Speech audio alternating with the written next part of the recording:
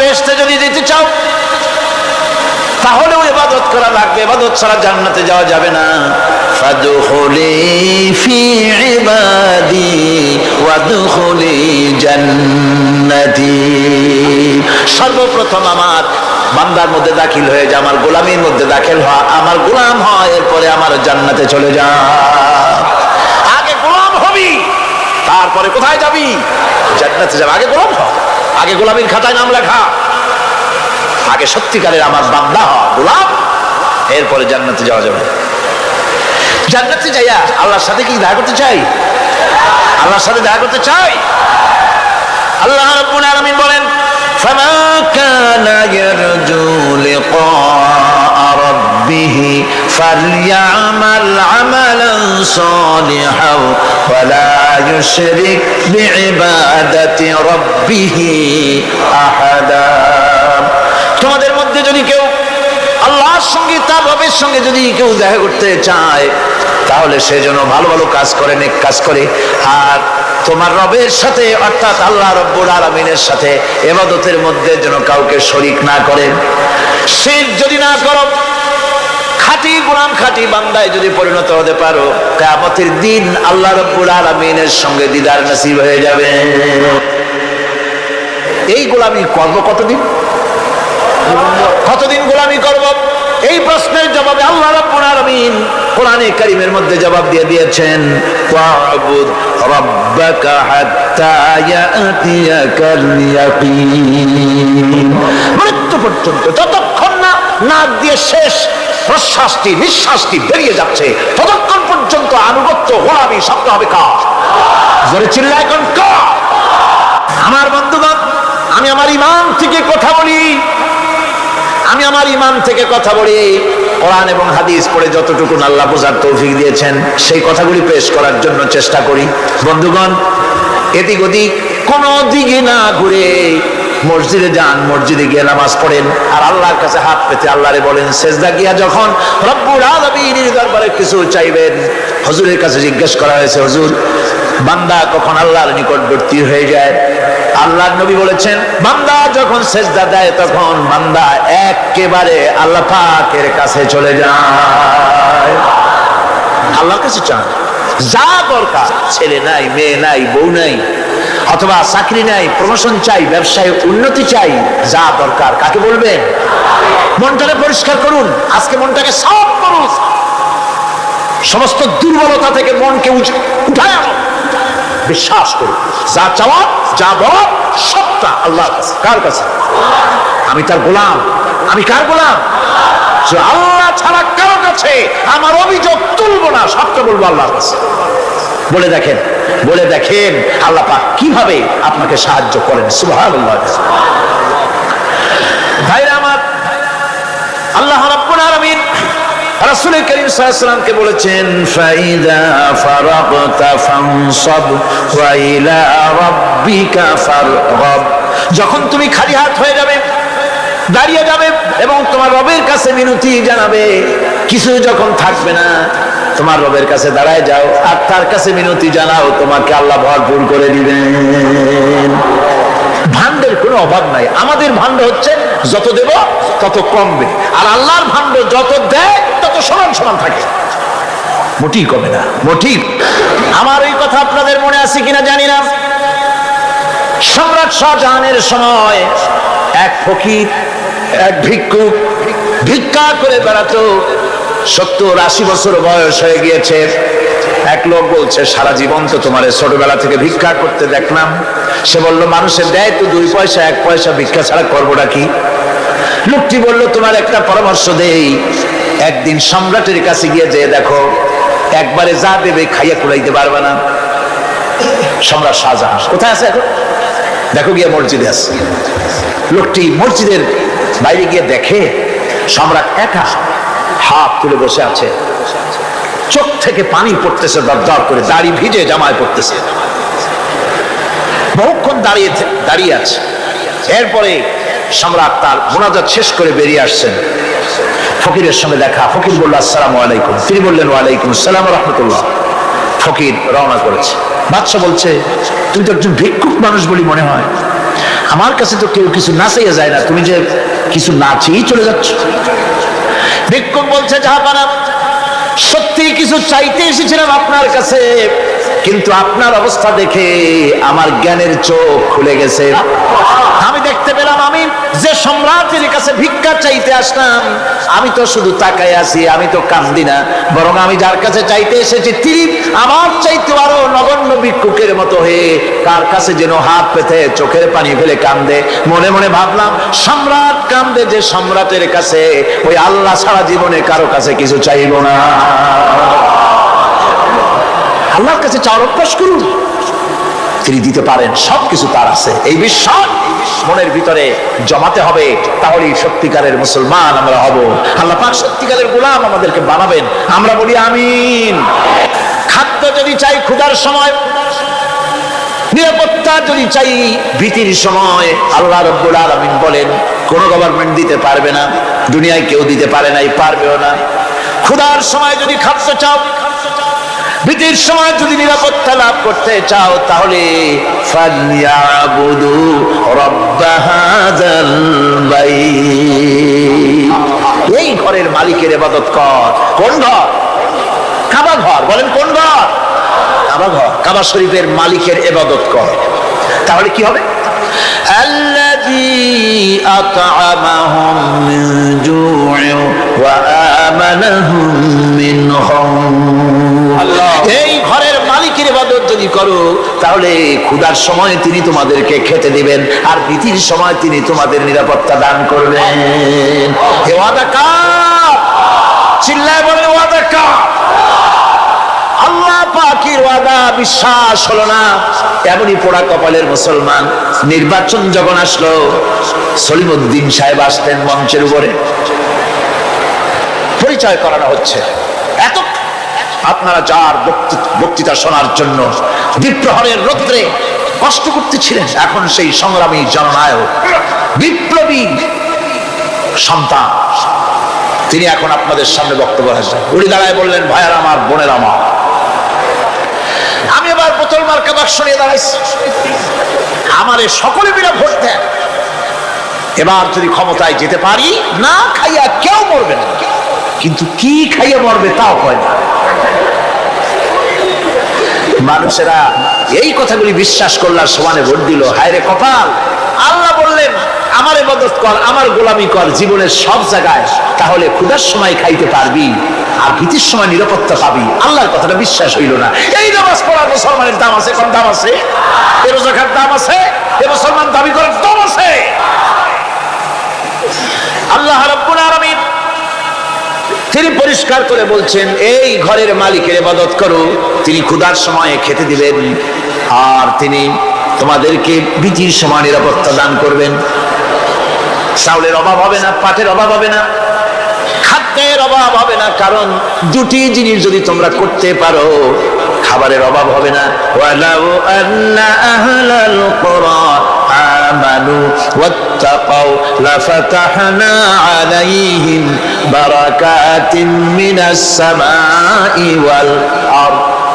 দেশের লোকেরা, জনপদের লোকেরা যদি দুইটা কাজ করে, এক নম্বরে হলো আমার উপরে ঈমান আনবে, দুই নম্বরে হলো আমাকে ভয় করার নীতি অবলম্বন করে যদি চলে, তাহলে ওই দেশের মানুষের জন্য আকাশ আর জমিনের সব বরকতের দরজা আমি আল্লাহ খুলে দেব। আল্লাহর ওয়াদা। আল্লাহ পাকের নিকট মানুষের সবচাইতে বড় দাবি কি? আল্লাহর কাছে মানুষের সবচাইতে বড় দাবি কি করতে পারেন? আল্লাহ পাকের কাছে মানুষের শ্রেষ্ঠ দাবিটা আল্লাহ নিজেই শিখাই দিয়েছেন। আমার কাছে দাবি কর, ইহদিনাস সিরাতাল মুস্তাকিম। আয় আল্লাহ, একটা সোজা, একটা সরল রাস্তা আমারে দাও, একটা সহজ পথ আমারে দাও। এই কথা সূরা ফাতিহা দাবি করার পর আল্লাহ রাব্বুল আলামিন এই অভিনন্দনের জবাবে, 7টা বাক্যের অভিনন্দনের জবাবে আল্লাহ রাব্বুল আলামিন 30 পারা কোরআন শরীফ নাজিল করে দিলেন। সূরা ফাতিহার এই সওয়ালের জবাবে আল্লাহ পাক বললেন, ওয়া আনি'বুদুনি হাদা সিরাতুম মুস্তাকিম। সোজা রাস্তা চাও, আমার গোলামি করো, ইবাদত করো। সব জায়গায় ইবাদত, গোলামি করাই লাগবে। আমার কাছে সোজা রাস্তা চাও, সোজা রাস্তা হলো আমার গোলামি করা। কার গোলামি? বেহেশতে যেতে চান? আমি আসতে গেলাম বলে আপনারও আসতে জবাব দিলেন। বেহেশতে যেতে চান? সুবহানাল্লাহ। এমন কোন মানুষ আছে নাকি যে বেহেশতে যেতে চায় না, মদ খরচ যাইতে চায়? সবাই, আমরা সবাই বেহেশতের আশা করি, ঠিক কিনা? আল্লাহ রাব্বুল আলামিন বলেন বেহেশতে যদি যেতে চাও তাহলেও ইবাদত করা লাগবে, ইবাদত ছাড়া জান্নাতে যাওয়া যাবে না।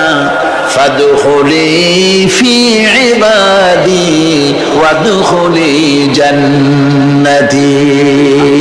সর্বপ্রথম আমার বান্দার মধ্যে দাখিল হয়ে যা, আমার গোলামির মধ্যে দাখিল হওয়া, আমার গোলাম হয়, এরপরে আমার জান্নাতে চলে যা। এই সুসংবাদ তাদের জন্য যাদের জীবন নানা প্রকারের অপরাধে কলঙ্কিত করেছে যারা, এবং নিজেদেরকে সংশোধন করতে এখন ইচ্ছুক। জীবনে বহু গুনাহ করেছে, হারামি বদমাশি জিনা ব্যভিচার করেছে, এখন জীবনকে সংশোধন করতে চায়। এদের জন্য আল্লাহ রাব্বুল আলামিন এই সাধারণ ক্ষমা ঘোষণা করেছেন, জেনারেল এমনেস্টি ঘোষণা করেছেন। সাধারণ ক্ষমা ঘোষণা করে দিলেন যে তোমরা এখনো যদি হেদায়েত হতে চাও, চূড়ান্ত ধ্বংস থেকে যদি বাঁচতে চাও, তাহলে আমি তোমাদের জন্য তওবার পথ খুলে রেখেছি। আল্লাহ যদি এই তওবার পথ খুলে না দিতেন তাহলে মানুষ হতাশায় নিরাশায় শয়তান হয়ে যেত। তার মানে আরো পাপ করত। যখন আর কোনো গুনাহ যখন মাফই হবে না, তখন আর কি করা যায়? আরো বেশি পাপের মধ্যে লিপ্ত হয়ে যায়। আমার ভাইরা, আল্লাহ রাব্বুল আলামিন মানুষের জন্য তওবা করার জন্য, গুনাহ মাফের জন্য দরজা খুলে রেখেছে। ইবনে জারীর তাবারীর একটি বর্ণনা এসেছে, হযরত আবু হুরায়রা রাদিয়াল্লাহু তাআলা আনহু তিনি বলছেন যে আমি ইশার নামাজ পড়ে মসজিদে নববী থেকে ইশার নামাজ পড়ে ঘরে আসতেছিলাম। ঘরে আসার সময় দেখি আমার দরজার কাছে একজন মহিলা দাঁড়ায়। সে আমাকে সালাম বলল, আমি তাকে তার সালামের জবাব দিয়ে ঘরের মধ্যে প্রবেশ করলাম। কিছুক্ষণ পরে মহিলা দরজায় নক করলেন। আমি দরজা খুলে জিজ্ঞেস করলাম কি চাও? তিনি বললেন যে আমি শয়তানের ওয়াসওয়াসায় পড়ে জিনা করেছি, এবং এই জিনা করার পর আমি গর্ভবতী হয়েছি, এরপরে একটা সন্তান হয়েছে, আমি সেই সন্তানকেও মেরে ফেলে দিয়েছি। এখন আমার বাঁচার পর, আমার এখন এই গুনাহ মাফ হওয়ার পর। হযরত আবু হুরায়রা রাদিয়াল্লাহু তাআলা বলছেন যে অসম্ভব, তোমার এই গুনাহ মাফ হবে। মহিলা তখন যাওয়ার সময় কাঁদতে কাঁদতে কপালে আঘাত করতে করতে যাচ্ছিল যে আরে শরীরের এই যুগ, এই যৌবন, এই সৌন্দর্য কি তৈরি হয়েছিল জাহান্নামের আগুনে জ্বলার জন্য? এইভাবে করে চিৎকার দিতে দিতে মহিলা যাচ্ছে। হযরত আবু হুরায়রা বলেন আমি সকালবেলায় আল্লাহ রাসূলের সঙ্গে ফজরের নামাজ আদায় করে আল্লাহ নবীকে ঘটনা শোনালাম, বললাম হে রাসূল আমি তো মহিলাকে এই রকম জবাব দিয়ে। হযরত আবু হুরায়রা দৌড়ে গেলেন, বললেন আমি ছুটতে লাগলাম, এমন ভুল আমি কথা বলেছি। মহিলা তো হতাশ হয়ে গিয়েছে, তিনি খুঁজতে খুঁজতে মহিলাকে পেয়ে গেলেন, যে বলেন ও মহিলা, আল্লাহর হাবিব তোমার সম্পর্কে এই কথা বলেছেন, তুমি যদি তওবা করো আল্লাহ রাব্বুল আলামিন তোমাকে মাফ করে দিবেন, আর তোমার দোষ ত্রুটিগুলির বিনিময় আল্লাহ তোমাকে নেক দিয়ে বদলায় দিবেন, তোমাকে আল্লাহ মাফ করবেন। মহিলা শোনা মাত্র আল্লাহু আকবার বলে চিৎকার মেরে সেজদায় পড়ে গেলেন। তিনি প্রাণ ভরে কাঁদলেন আর বললেন আল্লাহ তোমার দরবারে শুকরিয়া আদায় করি যে আমার মতো গুনাহগারের জন্য তুমি যে তওবার দরজা খোলা রেখেছো। তিনি তার নিজের দাসীকে এবং তার বাচ্চাকে, কৃত দাসীকে আল্লাহ শতরাত্রে মুক্ত করে দিলেন। আমার ভাইয়েরা, এভাবে করে যারা নাকি আল্লাহর দরবারে যারা এভাবে মাফ চায়, আল্লাহ পাক তাদেরকে মাফ করে দিবেন। তওবা করার জন্য রব্বুল আলামিন পথ খুলে রেখে দিয়েছেন। আবার অন্য হাদিসে এসেছে হযরতে রাসূল পাক সাল্লাল্লাহু আলাইহি ওয়াসাল্লামের কাছে এক বৃদ্ধ এসে বলেছিলেন হে আল্লাহর নবী, আমি যত গুনাহ করেছি সমস্ত গুনাহ যদি দুনিয়ার মানুষেরকে ভাগ করে দেওয়া হয় তাহলে একযোগে সব মানুষকে তা ডুবাইয়া ছাড়বে, এত গুনাহ আমি করেছি। এমন কোন গুনাহ নাই যে আমি করি নাই। হে আল্লাহর রাসূল আমার এই গুনাহ মাফ হবে না? আল্লাহর নবী বলেন তুমি কি মুসলমান হয়েছো? লোকটি বলল হুজুর আমি মুসলমান হয়ে গেছি। আশহাদু আল্লা ইলাহা ইল্লাল্লাহু ওয়াহদাহু লা শারীকা লাহু ওয়া আশহাদু আন্না মুহাম্মাদান আবদুহু ওয়া রাসূলুহু। পড়েন সবাই, আশহাদু আল্লা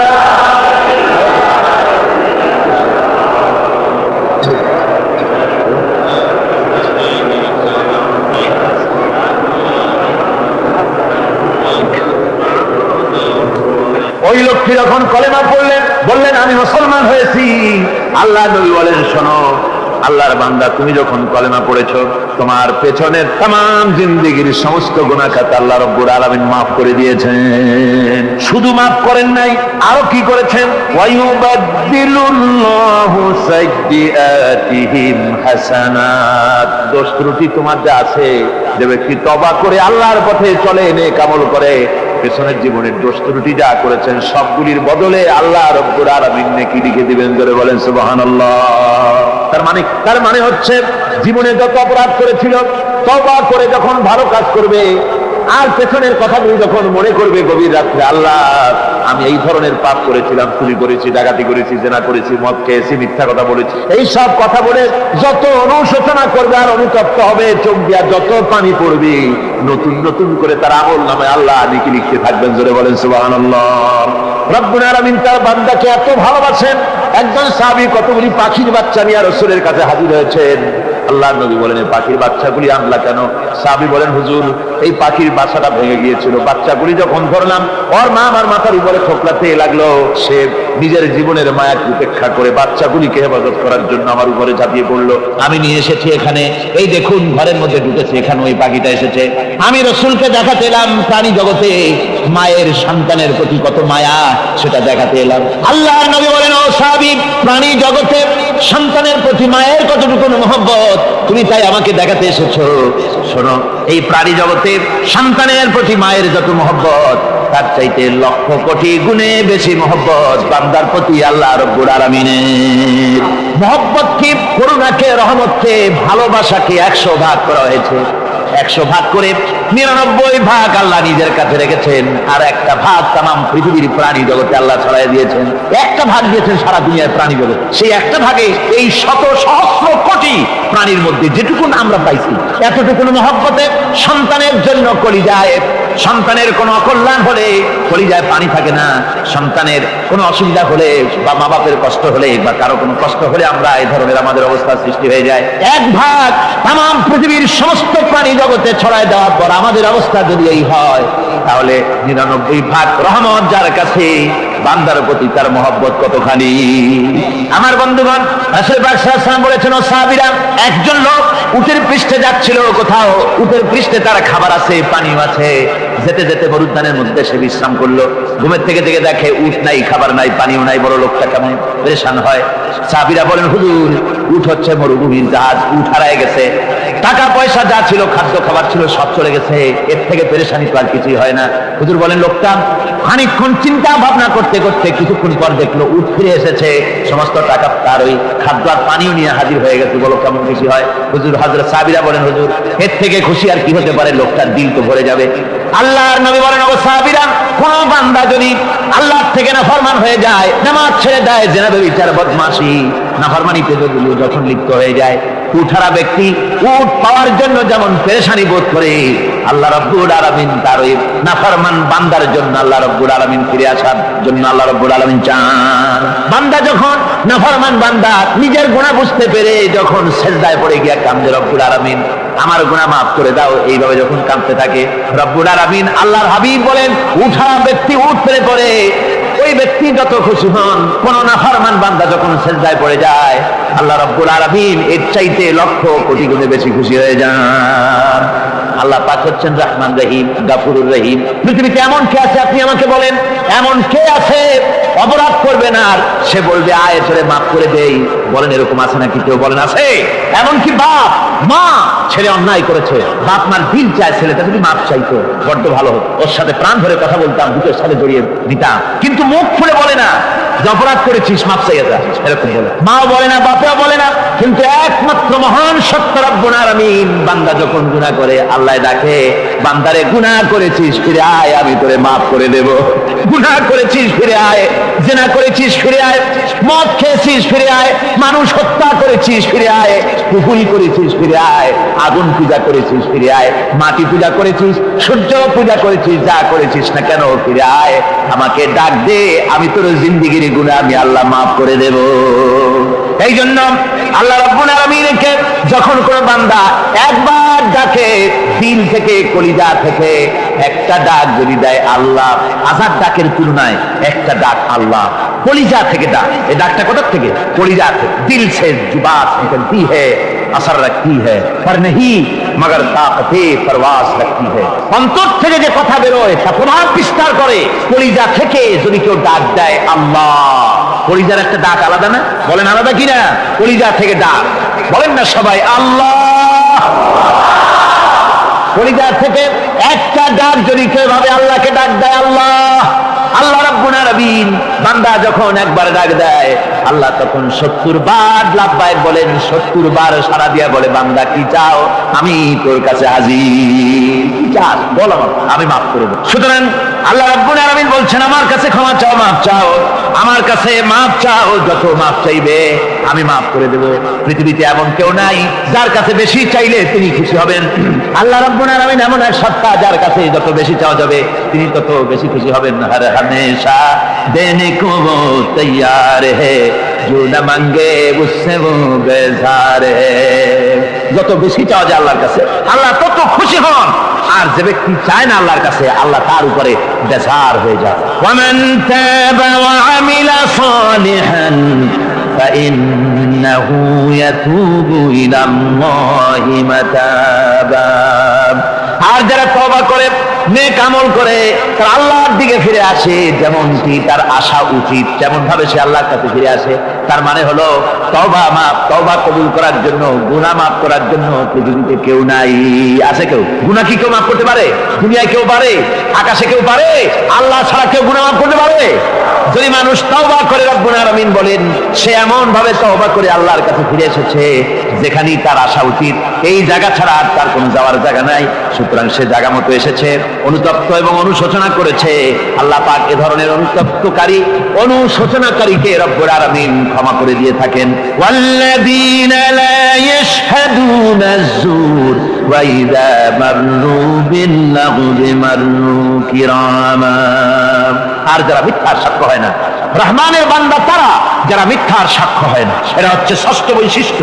আর তারা কোনো অনর্থক, কোনো নিরর্থক কোনো কাজ যদি দেখে, ঘটনা দেখে, সেখান থেকে তারা শরীফ মানুষের মতো, একেবারে নিতান্ত ভদ্র মানুষের মতো সেখান থেকে কেটে পড়ে। গান বাজনা হচ্ছে, নাটক হচ্ছে, অশ্লীলতা হচ্ছে, সারাগালি হচ্ছে, অনর্থক কোনো কাজ হচ্ছে, নিরর্থক কোনো অনুষ্ঠান কিছু একটা হচ্ছে, ওখান থেকে একটু ভদ্রলোকের মতো, যেমন কোনো দুর্গন্ধময় জায়গা থেকে মানুষ যখন যায় নাকে রুমাল দিয়ে আস্তে করে সেখান থেকে পাশ কেটে চলে যায়, ঠিক কিনা? ঠিক ওইভাবে করে আল্লাহ পাক বলছেন আমার মুমিন বান্দারা এই ধরনের কোনো অনর্থক নিরর্থক যে কাজের মধ্যে কোনো পরকাল নাই, আল্লাহ নাই, দুনিয়ার মানুষের স্বার্থ নাই, দেশের স্বার্থ নাই, রাষ্ট্রের স্বার্থ নাই, জনগণের স্বার্থ নাই, এই ধরনের সমস্ত গাল গপ্প নাটক উপহাস, এই ধরনের মজা, এই ধরনের অনুষ্ঠান যখন দেখে আমার মুমিন বান্দারা সেখানে দাঁড়ায় না, ময়লার কাছ থেকে নাকে রুমাল দিয়ে মানুষ যেমন চলে যায়, এই লোকটি তখন অত্যন্ত ভদ্রের মতো আস্তে করে পাশ কেটে বেরিয়ে যায়। ওয়াল্লাযীনা ইযা যুকিরু বিআয়াতি রাব্বিহিম লাম ইয়াখিরু আলাইহা সাম্মান ওয়া উমিয়ানা। আর আমার বান্দাদের 7 নম্বরের রহমানের বান্দা, খাঁটি বান্দা যারা, তাদের 7 নম্বরের বৈশিষ্ট্য হচ্ছে এই যে ওই সমস্ত বান্দারা তাদের কাছে যখন আমার আয়াতকে শোনানো হয়, আমার কোরআন তেলাওয়াত করে আমার আয়াত করে যখন নসিহত শোনানো হয়, তখন তারা বোবার মতো বধিরের মতো বসে থাকে না। তারা বুঝতে পেরেছে? রহমানের খাঁটি বান্দা যারা, তাদের কাছে কোরআনের কথা ওয়াজ করে যখন শোনানো হয়, আল্লাহর কালাম যখন শোনানো হয়, আয়াত পড়ে পড়ে যখন নসিহত শোনানো হয়, লাম ইয়াখিরু আলাইহা সুম্মান ওয়া উমিয়ানা, তখন ওই ব্যক্তি অন্ধ এবং বধিরের মতো চুপ করে বসে থাকে না, বরং আমল করা শুরু করে দেয়। জোরে বলেন সুবহানাল্লাহ। যখন সে জানলো যে এগুলি হলো আল্লাহর কাজ, এগুলি আল্লাহর কাজ, আল্লাহ রাসূলের কাজ, তখন তা পালন করা শুরু করে দেয়। এই 5 দিন ধরে কোরআনের যে কথাগুলি হলো, এই কথাগুলি শোনার পর আপনারা কি বসে থাকবেন? বসে থাকবেন? তারা বসে থাকবে। এইগুলি শোনার পরে আল্লাহ তাদেরকে বলেছেন এরা হলো অন্ধ, এরা হলো বধির, এরা হলো বোবা। আমরা আল্লাহর এই যে কথা, আমরা কি অন্ধ আর বধির আর বোবা হবো নাকি? আমরা হবো না। আমরা অন্ধ নয়, বধির নয়, বোবা নই, বরং আল্লাহ যা বলেছেন, যা শুনলাম সামি'না ওয়া আতা'না, এই 5 দিন ধরে যা শুনলাম আল্লাহর কথা, কার কথা শুনলাম? আর সমস্ত কথা আমরা আমল করবো। জোরে কোন আমিন। আল্লাহ যেন কবুল করেন। জোরে কোন আমিন। আমল করা কি? বসে না থাকা কি? বসে না থাকা হচ্ছে যা শুনলাম, আল্লাহর যা ফরজ, যা হুকুম, তা মানবো। আল্লাহ যা নিষেধ করেছেন তার থেকে ফিরে থাকবো, এটাই হলো কাজ। এরপরে রব্বুল আলামিন বলেন ওয়াল্লাযীনা ইয়াকুলুনা রাব্বানা হাব লানা من أزواجنا وذرياتنا قرة أعين واجعلنا للمتقين إماما রহমানের বান্দা অষ্টম নম্বর এবং শেষ নম্বর হচ্ছে এটা বৈশিষ্ট্য এই যে তারা রহমানের যারা খাঁটি বান্দা, আল্লাহর যারা খাঁটি বান্দা, তারা রব্বুল আলামিনের কাছে মুনাজাত করে, আমার রব, হায় আমার আল্লাহ, হাবলানা মিন আজওয়াজিনা ওয়া যুররিয়াতিনা, আমাদের এবং আমাদের স্ত্রীদের আর আমাদের সন্তানদেরকে তুমি দয়া করে আমাদের চক্ষুর শীতলতা বানায় দাও, করে বলেন আমিন। ওয়াজআলনা লিল মুত্তাকিনা ইমামা, আর আমার এই সন্তানদেরকে তুমি মুত্তাকিদের ইমাম বানায় দাও, শুধু মুত্তাকি বানায় না, মুত্তাকিদের নেতা বানায় দাও, যেরকম সুবহানাল্লাহ। এই কথা, এই সূরাটা, এইটা তখনকার কথা যখন এই মুমিনদের মক্কি সূরা, তো এটা যখন মক্কা শরীফে দেখা গেল যে মুসলমানেরা যিনি ইসলাম কবুল করেছেন তার বাপ কাফের, যিনি ইসলাম কবুল করেছেন কারো বাপ কাফের, কারো মা কাফের, কারো সন্তান কাফের, কারো মেয়ে কাফের, কারো জামাই কাফের, সব প্রিয়জনেরা কুফরি হালতে আছে। আর এগুলি দেখে তাদের চক্ষুর মধ্যে কাঁটা দিতেছিল, চক্ষু জর্জরিত হয়ে যাচ্ছিল। নিজের সন্তানের চেহারা যত ভালো হোক, সন্তান যতই শিক্ষা দীক্ষা থেকে যতই উন্নত আর ভালো হোক না কেন, সে যদি জাহান্নামের দিকে অগ্রসর হতে থাকে, কোন নেককার ইমানদার কি তার মনে তার সান্ত্বনার কারণ হতে পারে না। সে তখন আল্লাহর দরবারে, আল্লাহ পাক বলেন ওই মুমিন বান্দারা আমার কাছে দোয়া করে যে রব্বুল আলামিন আমার সন্তানদেরকে, আমার স্ত্রীদেরকে আমার চোখের শীতলতা বানাও, তাদের আমল আখলাক কেমন বানাও যাতে আমাদের চক্ষু ঠান্ডা হয়ে যায়, জোরে বলেন আমিন, জোরে বলেন আমিন। সন্তানদের জন্য আল্লাহর কাছে দোয়া করতে হবে। আপনারা দেখেন চোখের সামনে দেখতে পাচ্ছেন সন্তান সিনেমায় যাচ্ছে, সন্তান নামাজ পড়ে না, সন্তান রোজা রাখে না, সন্তান মানুষের তৈরি করা মতাদর্শের পেছনে স্লোগান দিচ্ছে, দৌড়াচ্ছে, আর আপনি পিতা হয়ে তাকে ঠেকাচ্ছেন না। ওই ছেলে তো জান হয়ে যাচ্ছে, আপনার দরদ হওয়া উচিত, ওই ছেলেকে ফিরানো দরকার আর আল্লাহর কাছে দোয়া করা দরকার। আমার বন্ধুগণ, দোয়া আল্লাহ নিজেই শিখাই দিচ্ছেন, দোয়া করো, পড়েন আমার সাথে, রব্বানা হাব লানা মিন আজওয়াজিনা ওয়া যুররিয়াতিনা কুররাতা আয়ুন ওয়াজআলনা লিল মুত্তাকিনা ইমামা أولئك يجزون الغرفة بما صبروا ويلقون فيها تحية وسلاما আল্লাহ পাক বলেন এই সব লোকদের জন্য তারা যে সবর করেছিল, সেই সবরের কারণে আমি তাদের উত্তম জাযা দান করব। আর তাদের জন্য ফেরেশতারা চতুর্দিক থেকে ফেরেশতারা তাদের জন্য সম্বোধন করবে, তাদেরকে সম্বর্ধনা দিবে, ফেরেশতারা তাদের সম্বর্ধনা দিবে। ওয়াল মালাইকাতু ইয়াদখুলুনা আলাইহিম মিন কুল্লি বাবিন সালামুন আলাইকুম বিমা সাবারতুম ফানি'মা উকবাদ দার।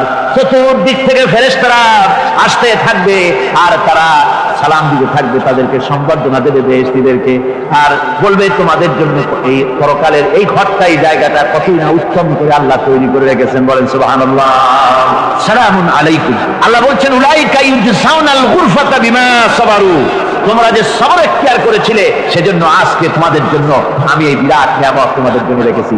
দিনকে চালু করতে গেলে, ইসলামী আন্দোলন করতে গেলে বিপদ আসে, আর সেই বিপদে সবর এখতিয়ার করতে হয়, কত ভয় আসে, লোভ আসে, কত কিছু আসে। এগুলিকে উপেক্ষা করে যারা ইসলামী আন্দোলনের জন্য নফসের খায়েশকে, আরামকে হারাম করে দিয়ে আন্দোলনে যারা ঝাঁপিয়ে পড়তে পারে, তাদের জন্য আল্লাহ পাক এই সমস্ত নিয়ামত রেখে দিয়েছে। কুল মা ইয়াবাউ বিকুম রাব্বি লাউলা দুআউকুম ফাকাদ কাযাবতুম ফাসাউফা ইয়াকুনু লিজামা। নবী, আপনি এদেরকে বলেন, আপনি এই লোকগুলিকে বলেন যে তোমাদের ব্যাপারে আল্লাহর কি প্রয়োজন পড়েছে যদি তোমরা আল্লাহকে নাই ডাকো, আল্লাহর কাছে যদি দোয়া না করো, যদি হাত না পাতো, আল্লাহ কি যদি না ডাকো, তাহলে তোমাদের দিয়ে আল্লাহর দরকার। ফাকাদ কাযাবতুম, তোমরা তো অস্বীকার করে চলছো। ফাসাউফা ইয়াকুনু লিজামা, খুব তাড়াতাড়ি করে তোমরা বুঝতে পারবে, এমন অবস্থা, এমন আযাব আসবে যে তখন তোমাদের প্রাণ বাঁচানোই দায় হয়ে পড়বে। আমার বন্ধুগণ, একটা মানুষের সাথে মানুষের সৃষ্টি আর পাথরও সৃষ্টি, পাথরও একটা মাখলুক, মানুষও মাখলুক। পাথরের সাথে মানুষের পার্থক্য কোথায়? পাথর আল্লাহর দরবারে হাত তুলতে পারে না, আল্লাহকে ডাকতে পারে না, মুনাজাত করতে পারে না। মানুষ ডাকতে পারে, হাত তুলতে পারে, তারা হাত দেওয়া আছে। মানুষ হয়ে যদি আল্লাহর দরবারে হাত তুলতে না পারলেন, চোখের পানি যদি না ফেলতে পারলেন, আল্লাহ পাক বলছেন, ও নবী বলে দেন, আপনি বলুন তোমাদের দিয়ে কি প্রয়োজন আল্লাহর? লাউলা দুআউকুম, তোমরা যদি সেই আল্লাহকে যদি না ডাকো, যদি তার কাছে হাত না তোলো, তাহলে তোমাদের দিয়ে আল্লাহর দরকারটা কি? তোমাদেরকে রব্বুল আলামিন তৃণ খণ্ডের মতো উড়িয়ে দিবেন। কোন মর্যাদা থাকবে না আল্লাহর কাছে। সুতরাং মর্যাদা পেতে হলে আল্লাহকে ডাকতে হবে, আল্লাহর কাছে চাইতে হবে। এভাবে করে আল্লাহ পাক তার বান্দাদেরকে নির্দেশ করছেন। আল্লাহ রাব্বুল আলামিন কোরআন শরীফের ভিতরে বলেছেন, আশ-শামসু ইয়ামবাগি লাহা আন তুদরিকাল কামারা ওয়ালাল লাইলু সাবিকুন নাহার ওয়া কুল্লুন ফি ফালাকি ইয়াসবাহুন। প্রবল জ্ঞানী হইবে যাহারা, আপন মনেতে বুঝিবে তাহারা। রাত্রি পারে না আগে যাইবার, দিনের স্থান করি অধিকার। চন্দ্র বাদে না সূর্যের গায়েতে, সূর্য পারে না চন্দ্রকে ধরিতে। যার যে স্থান বহাল রাখিয়া ভ্রমণ করিছে খোদাকে ডরিয়া। একটি নির্ধারিত সময় সীমা পর্যন্ত আপন আপন কক্ষপথে সব দৌড়াদৌড়ি করবে। কারো সাথে অ্যাক্সিডেন্ট হবে না কারো। ওয়াকুল্লুন ফি ফালাকি ইয়াসবাহুন, যা আছে মহাশূন্যে সব ঘুরতেছে। কে বলে? বলেন সবাই, কে বলছে? কোন সূরা? সূরা ইয়াসিন। আবার শুনুন, আল্লাহ পাক ফয়সালা দিচ্ছেন ঘুরে কেডা? শুধু সূর্য ঘোরে না, শুধু চন্দ্র ঘোরে না, আল্লাহ মহাশূন্যে যা রেখেছেন সব ঘুরতেছে, সবই সন্তরণশীল, সব গতিশীল। সুতরাং ফয়সালা তো আল্লাহর কাছ থেকে নিতে হবে। পৃথিবী সৃষ্টি করেছেন, মানব গোষ্ঠী সৃষ্টি করেছেন এবং মানুষের প্রয়োজন মিটিয়েছেন। এই মানুষগুলিকে কে সৃষ্টি করেছে? মানুষ সৃষ্টির ব্যাপারেও দার্শনিকরা মানুষদেরকে বিভ্রান্ত করে।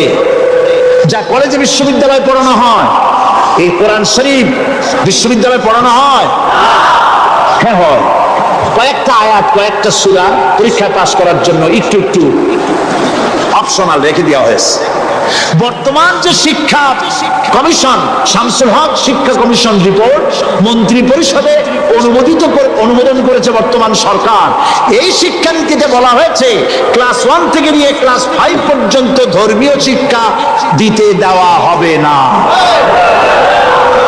তাহলে ক্লাস 5 পর্যন্ত যদি ধর্মীয় শিক্ষা না থাকে, তাহলে ক্লাস 6-7-এ ওঠার পর আরবি যাওয়ারা বাজাবর বা আনাকুম জানাকুম ছেলেরা পড়বে, মেয়েরা পড়বে? আসল উদ্দেশ্য হলো ইসলাম থেকে জাতিকে দূরে সরাবার জন্য ষড়যন্ত্র। এই সরকারের প্রণীত শিক্ষানীতি আমরা মানি না। আপনারা মানেন? যেই মাদ্রাসা মানুষের চরিত্র সৃষ্টি করে, বর্তমান সরকার সেই মাদ্রাসাগুলি একটা একটা করে ধ্বংস করার পরিকল্পনা গ্রহণ করেছে। সুতরাং আসল শিক্ষা হলো কোরআনের কাছে। আসল শিক্ষা কোথায়? কোরআনের কাছে। কোরআন যদি শিখানো হতো, কোরআন যদি শিখানো হতো কলেজে বিশ্ববিদ্যালয়, তাহলে গতকাল চট্টগ্রাম বিশ্ববিদ্যালয় থেকে যেসব ছেলেরা বিশ্ববিদ্যালয় কর্তৃপক্ষ কর্তৃক বরাদ্দকৃত, হাইজ্যাক করা নয়, বরাদ্দকৃত 4খানা বাস দিয়ে কোরআন শুনতে আসতে চেয়েছিল, বর্তমান সরকারের তথাকথিত সোনার ছেলেরা আসতে দিল না। কোরআন যদি তারা পড়তো, তাহলে কোরআন শরীফ শুনতে তারাও আসতো। কপাল পড়া। জোরে বলেন কি? আরো জোরে বলেন কি? কপাল পড়া। সব ভালো লাগে, কোরআন ভালো লাগে না। এদেরকে শিখানো হয়েছে, আরে তোমরা তো মানুষ না। বলে আমরা কি? তো তোমাদের ডারউইন বাবাজি বলে নাই, শোনো নাই? কি বড় বড় তোমরা বুদ্ধি শুদ্ধি রাখো না। ডারউইন বলেছে, থিওরি অফ ইভলিউশনের মধ্যে বলেছেন মানুষ মানুষ না। বলে কি? মানুষ হলো বান্দর। কপাল পোড়া কি? কপালে লেখা থাকে, কাজে কামে প্রকাশ হয়ে যায়। ডারউইন বলল মানুষ মানুষ না। আলফ্রেড বললেন মানুষ হলো মানুষই ঠিক, তবে মানুষ হলো সেক্স সর্বস্ব জীব। সেক্স সমস্যার সমাধান করলে মানুষের সব সমস্যার সমাধান হয়ে যাবে। কার্ল মার্কস বললেন মানুষ হলো পেট সর্বস্ব জীব, পেট সমস্যার সমাধান করে দিলে সব সমস্যা শেষ। আর ডারউইন বললেন মানুষ মানুষই না, মানুষ কি বলে বান্ধব। ওরাং ওটাং শিম্পাজি আর ব্যাং থেকে মানুষের উৎপত্তি হয়েছে। আমি যখন জীবনের প্রথম শিম্পাজি দেখলাম, ওরাং ওটাং দেখলাম, তখন আমি মনে করেছি যে ডারউইন খামোখা ভুল করে নাই। এইটা দেখেই ও মনে করেছে যে এই হচ্ছে আমার মাতামহের গোষ্ঠী, এ হলো পিতামহের গোষ্ঠী। আপনারা একটু মাথা কাটায় চিন্তা করেন, মানুষ যদি বান্দর থেকে হবে, আজও বানর ফরেস্ট এরিয়া আছে কিনা বাংলাদেশে? চিল্লা করেন আছে কিনা? মানুষ যদি বান্দর থেকেই হবে, আপনারা কি কোনোদিন দেখেছেন যে একটা বান্দরের কোমর পর্যন্ত মানুষের মতো হয়ে সারছে? আর কিছুদিন গেলেই পুরো মানুষ হয়ে যাবে, বলা পর্যন্ত মানুষের মতো হয়ে গেছে, আর কদিন গেলেই মানুষ হয়ে যাবে। দেখছেন কখনো? আচ্ছা আপনারা বলেন, পাবদা মাছ আপনারা চট্টগ্রামে কি বলেন? পাবদাই বলেন। পাবদা মাছ দেখতে কি মাছের মতো লাগে? বোয়াল মাছের মতো। কোন পাগলে কি বলছে কথা যে বোয়ালের পূর্বপুরুষ পাবদা? পাবদাগুলি পুটি টুটি খাইয়ে খাইয়ে আস্তে আস্তে বোয়াল হয়ে গেছে, এ কথা কেউ বলে? আচ্ছা, শোলের যে ছোট সাইজ, শোল মাছ, গজাল মাছ, এর যে ছোট্ট সাইজ, ভর্তা করে খায়, শুটকি বানায় খায়, ওগুলোর কি বলে? টাকি মাছ। এই টাকি মাছ দেখতে শোল মাছের মতো। কেউ পাগলকে আজ পর্যন্ত বলেছে যে শোল মাছের পূর্বপুরুষ টাকি, টাকিগুলা সারমার খাইয়া আস্তে আস্তে শোলে পরিণত হয়ে গেছে? কেউ বলেছে? বলো। ডারউইন কয় বোতল খাইয়েছে এই মতবাদ লিখছে আল্লাহই ভালো জানে, যে বান্দরের থেকে মানুষ আবিষ্কার হয়েছে। নাউজুবিল্লাহ। এগুলি পড়ানো হয় কলেজে, বিশ্ববিদ্যালয়, তাই আমাদের সোনার ছেলেরা বান্দরামি করে। ওদের যদি পড়ানো হইতো তোমরা বান্দরের গোষ্ঠী নও, তোমরা মানুষ। মর্যাদা কার বেশি, বান্দরের না মানুষের? এ পৃথিবীর প্রথম মানুষকে আদম আলাইহিস সালাম। আদম হইছেন কি দিয়ে? মাটি দিয়ে। আল্লাহ রাব্বুল আলামিন যিনি মানুষ সৃষ্টি করেছেন, তিনি কোরআন শরীফের ভিতরে বলে দিয়েছেন। আমি প্রথমেই বলেছি, আপনারা লক্ষ্য করুন, এই কোরআন তাবিজের কিতাব নয়, এই কোরআন তদবিরের কিতাব নয়, ঝাড়ফুঁকের কিতাব নয়। কোরআন হলো পৃথিবীর মানুষের জন্য কোড অফ লাইফ, পূর্ণাঙ্গ জীবন বিধান। সবকিছু আল্লাহ পাক কোরআনের ভিতরে বলে দিয়েছেন, কোন জিনিস বাদ দেন নাই। আপনি আমি কেমনে সৃষ্টি হয়েছি আল্লাহ পাক কোরআনের ভিতরে বলেছেন, ইন্না খালাকনাকুম মিন তুরাবিন সুম্মা মিন নুতফাতিন সুম্মা মিন আলাকাতিন সুম্মা মিন মুদগা। নিষ্প্রাণ মাটি দিয়ে তোমাকে উৎপন্ন করা হয়েছে, নিষ্প্রাণ মাটি উপাদান দিয়ে তোমাকে তৈরি করা হলো। মায়ের পেটের ভিতরে এক ফোঁটা নাপাক পানি জমাট রক্তে পরিণত হয়ে গেল, জমাট রক্ত আস্তে করে গোস্ত পিণ্ড হলো, গোস্ত পিণ্ডকে সুন্দর করে সাজায়া হাড্ডি গুড্ডি বানায়া স্ট্রাকচার তৈরি করে তার উপরে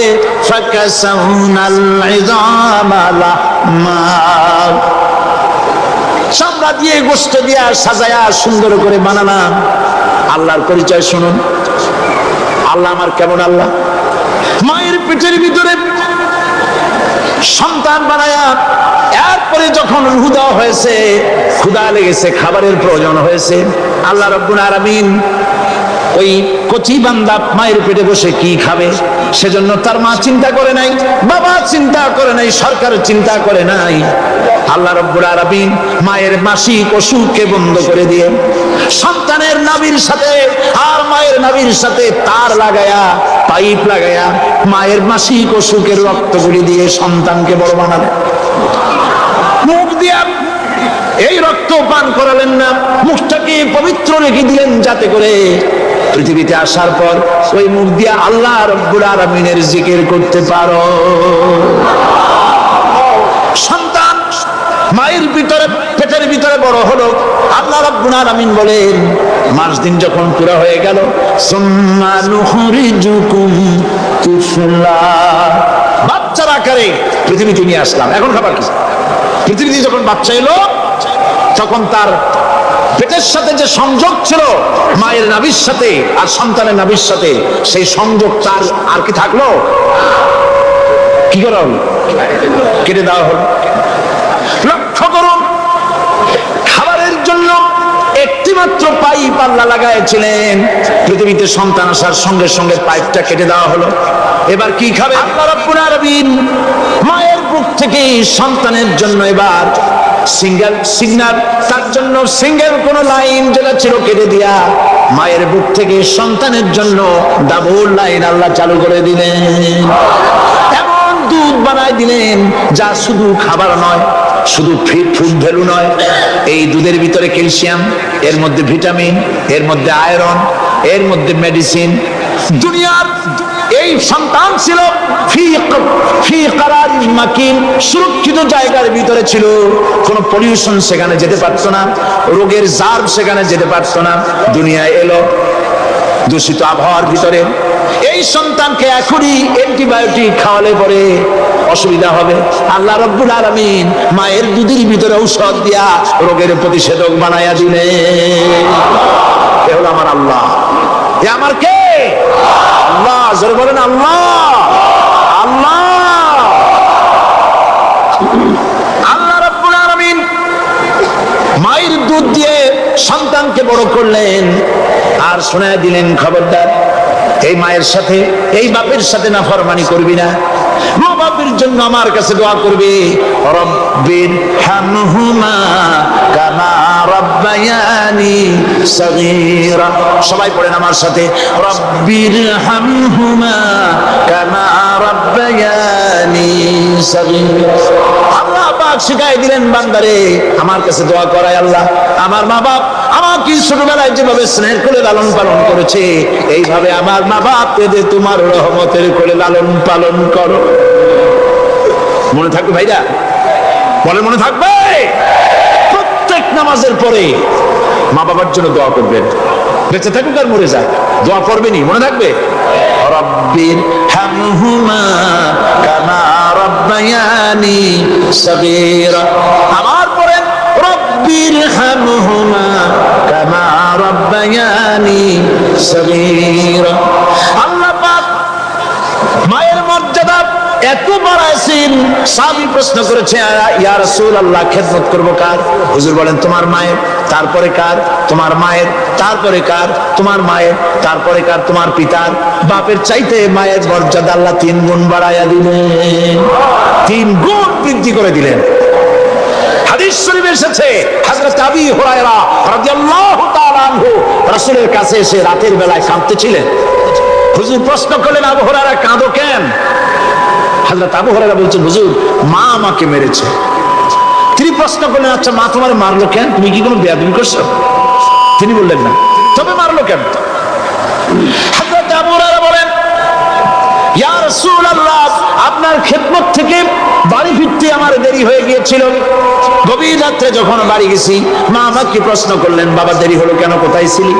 তাম পৃথিবীর মানুষ যেই কদম মোবারক চুমু দিতে পারলে ধন্য হয়ে যায়, সেই আখিরি জামানার পয়গম্বর নবী মুহাম্মদ রাসূলুল্লাহ সাল্লাল্লাহু আলাইহি সাল্লামের দরবার থেকে আসতে আমার দেরি হয়ে গেছে। ইয়া রাসূলুল্লাহ আমার মা আপনার নাম শুনে তার গা জ্বলে উঠলো, তিনি কাফের মুশরিকা। আপনার নাম শুনে অগ্নি শর্মা হয়ে আমাকে ধরে পিটানো আরম্ভ করলেন আর বললেন, আবু হুরায়রা হয় মুহাম্মদ সাল্লাল্লাহু আলাইহি সাল্লামের বাড়ি ছাড়বি, নইলে আমার বাড়ি ছাড়বি, কি করবি বল? মার খেতে খেতে আমি বললাম, না তোমার গায়ে যত শক্তি আছে আমারে মার, তোমার বাড়ি শুদ্ধ তাম দুনিয়াটা ছেড়ে দিতে পারি, মুহাম্মদ রাসূলুল্লাহর কদম মোবারক ছেড়ে দিতে পারি না। হুজুর আমার মা গলা ধাক্কা মেরে আমাকে বের করে দিয়েছেন। হুজুর বলছেন, আবু হুরায়রা মা তোমাকে মেরেছে আর আমার কাছে নালিশ করছো, আমি তোমার মায়ের কোনো বিচার করতে পারবো না। সুবহানাল্লাহ, এত বড় পাওয়ারফুল নবী, শানওয়ালা, ইজ্জতওয়ালি, বরকতওয়ালি, এত বড় নবী বলছেন মা মেরেছে, আমার করার কিচ্ছু নাই। সুবহানাল্লাহ। তোমার মা মুশরিকা হোক আর যাই হোক, তোমার মা। সুবহানাল্লাহ বলে।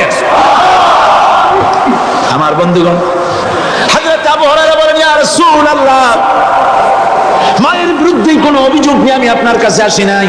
হুজুর বলেন, কেন আসছো বলে খুলে। আবু হুরায়রা বলেন, হুজুর আমি জানি আপনি আল্লাহর দরবারে যদি কোনো ব্যাপারে হাত তোলেন আল্লাহ মঞ্জুর করে ফেলেন, আপনি দয়া করে করে আমার মার জন্য দোয়া করেন, আল্লাহ যেন হেদায়েত দিয়ে দেন।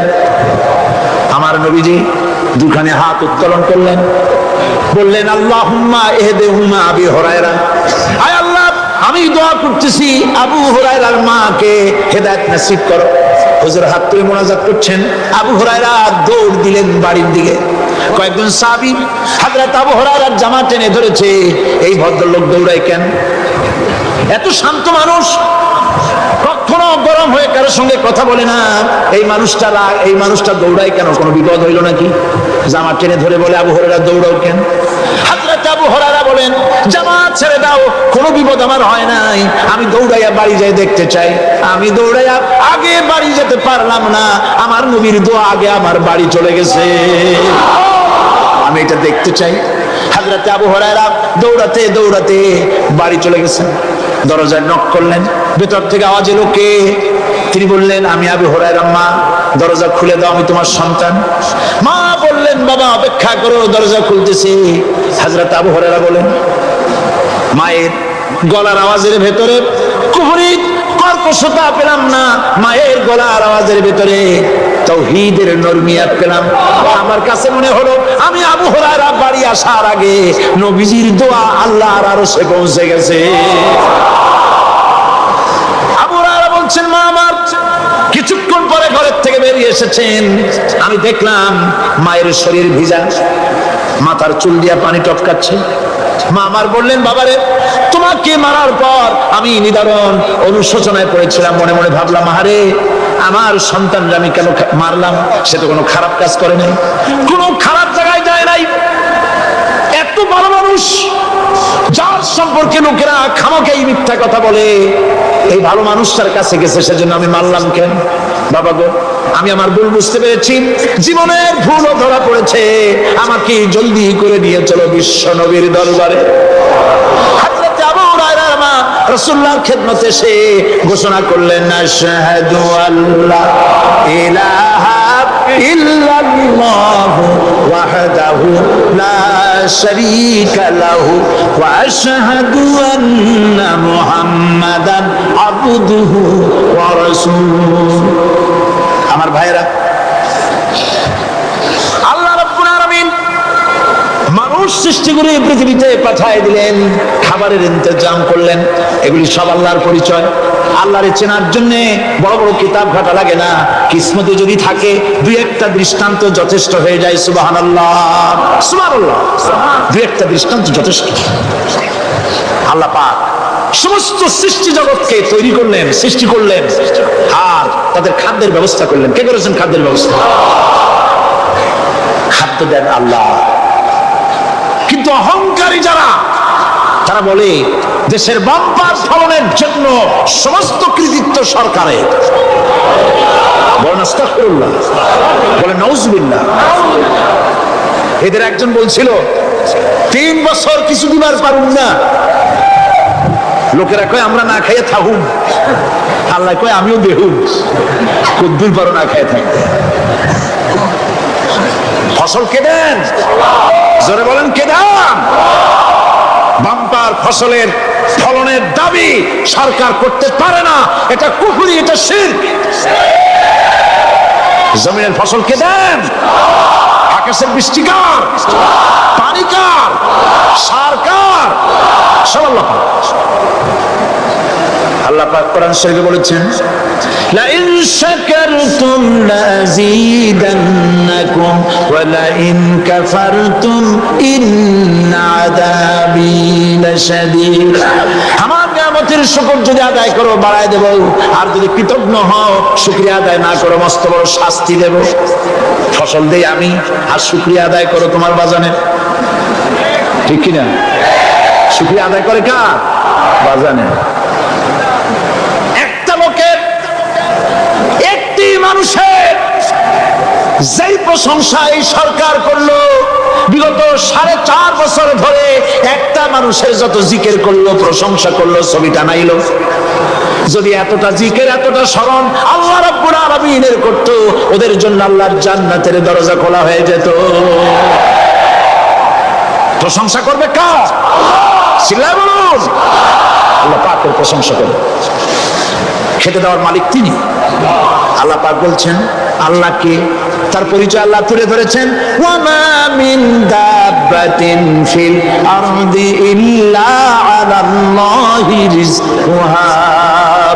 এই পৃথিবীর ভিতরে এমন কোন বিচরণশীল জীব নাই যার রিস্কের দায়িত্ব আমি আল্লাহ গ্রহণ করি নাই। সুবহানাল্লাহ বলবেন না? রিস্কের দায়িত্ব কার হাতে? আচ্ছা দেখুন তো, পৃথিবীর সমস্ত সরকারের কাছে বিভিন্ন মন্ত্রণালয় আছে না? খাদ্য মন্ত্রণালয় বলে কোনো মন্ত্রণালয় আছে কিনা? আছে। খালি কয় খামু আর খামু। খাদ্য মন্ত্রণালয় আছে, থাকার পরেও মানুষ না খাইয়া মরে, ঠিক কিনা? এবার একটু তাকান তো, জ্ঞানের চক্ষু দিয়া তাকান, ফরেস্ট এরিয়া, বাঘ আছে কিনা? নাই। সিংহ আছে কিনা? গন্ডার আছে কিনা? হাতি আছে কিনা? বিশাল বিশাল প্রাণী আছে কিনা? জঙ্গলের ছোট্ট প্রাণী থেকে, পোকা থেকে শুরু করে গন্ডার পর্যন্ত, টুনটুনি পাখি থেকে শুরু করে ঈগল পাখি পর্যন্ত, নদীর ভিতরে ছোট্ট ছোট্ট পুঁটি থেকে শুরু করে তিমি মাছ পর্যন্ত। প্রাণী তত্ত্ববিদরা বলেছেন সমুদ্রের ভিতরে এমন এমন বড় বড় তিমি আছে যে একটা তিমির ওজন 5000 টন পর্যন্ত হয়ে যায়। 5000 টন তিমিটার ওজন। এ যখন বাচ্চা হয় তখন বাচ্চার দৈনিক দুধ লাগে 50 থেকে 60 মণ পর্যন্ত। কে ব্যবস্থা করে? রুহান মান ফেরেশতা। তো ওর মা যেমন বাচ্চা তো সেরকম, ঠিক কিনা? কে দেয় খাবার?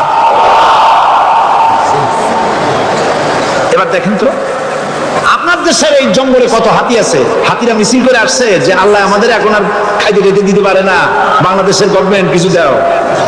আসছে না, খাইয়া ক্ষুধার জ্বালায় হাতি মরেছে, বাঘ মরেছে, সিংহ মরেছে। এর কোনো দৃষ্টান্ত আছে? ক্ষুধার জ্বালায় আকাশের উড়ন্ত পাখিরা ছটফট করে মারা গেছে, দৃষ্টান্ত আছে? নদীর মাছেরা ক্ষুধার জ্বালায় ভেসে উঠেছে, না খাইয়া মরে গেছে, দৃষ্টান্ত আছে? মহান আল্লাহ রাব্বুল আলামিন কোরআন শরীফের ভিতরে বলেছেন অনেক প্রাণী এমন আছে যারা তাদের খাদ্যকে সঞ্চয় করে না, খাদ্যকে জমা করে না, আহরণ করে না। সকালবেলায় একটা খাবার খেলো, দুপুরে কি খাবে তার জানা নাই। শকুন পৃথিবীর মাঝি থেকে 3 মাইল উপরে ওড়ে, তার চোখকে আল্লাহ পাক এত তীক্ষ্ণ বানিয়ে দিয়েছেন। এই চট্টগ্রামের কোথায় মরা গরু আছে 3 মাইল উপর দিয়ে দেখতে পায়? সুবহানাল্লাহ করতে ইচ্ছে করে না। এই প্রাণীগুলি খাবারগুলি কোন গভর্নমেন্ট জোগাড় করে রাখে নাই। আল্লাহ পাক বলেন সবার খাবার আমি দেই। সকালবেলায় সমস্ত প্রাণীগুলি, মহাশূন্যে পাখি, পানির ভিতরে মৎস্যরাজি, জঙ্গলের ভিতরে হিংস্র প্রাণী, পোকামাকড় থেকে শুরু করে সবগুলো খালি পেটে সব বেরিয়ে যায়, কারো কোনো খাবারের মজুদ নাই। সন্ধ্যা হতে না হতে সমস্ত প্রাণীগুলির পেট ভরাইয়া আমি আবার যার যার ঘরে বেরায় দেই। ওয়ামা মিন দাব্বাতিন ফিল আরদি ইল্লা আলাল্লাহি রিজকুহা। সমস্ত প্রাণী রিস্কের দায়িত্ব আমি আল্লাহর হাতে। কে দেয় রিজিক? জোরে বলুন, কে দেন? কি খাবেন সব আল্লাহ জোগাড় করে দিয়েছেন।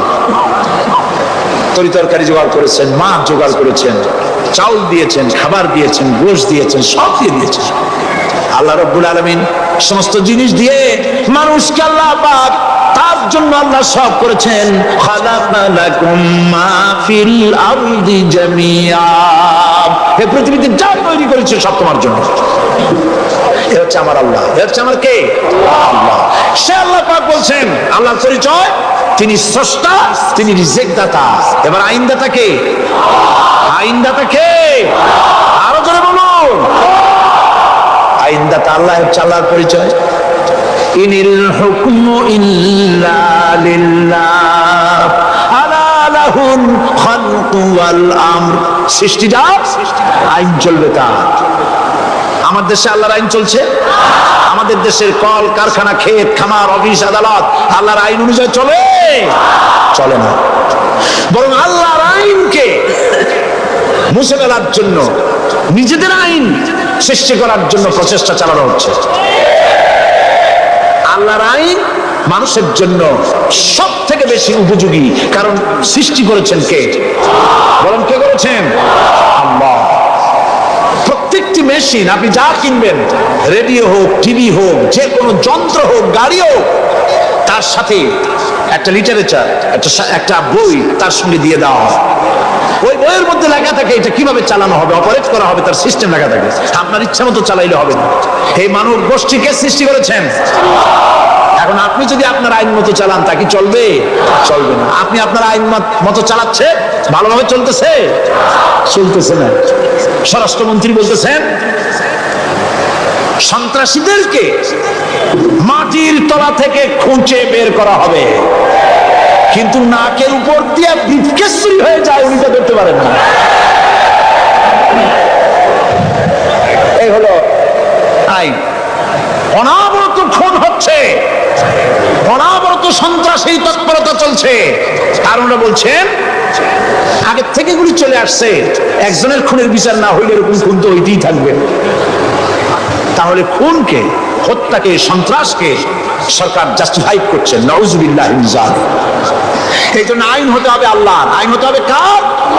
চিল্লায় বলেন আল্লাহ পাকের আইন হতে হবে। আমি একদিন পার্লামেন্টে বলেছিলাম, আমার দেশের নেতা নেত্রীরা বারবার হজ করতে যান, উমরা করতে যান, সেখান থেকে আসার সময় কি আনেন? আতর, পাথর, সুরমা আর খুরমা, এই কিছু নিয়ে আসলেন। কিন্তু আমি বলেছি আপনারা কি কিছু চোখে দেখেন না? পার্লামেন্টে এইভাবে বক্তৃতা করেছে, কিছু চোখে দেখেন না? আমি প্রশ্ন করে আমি আবার জবাব দিচ্ছি,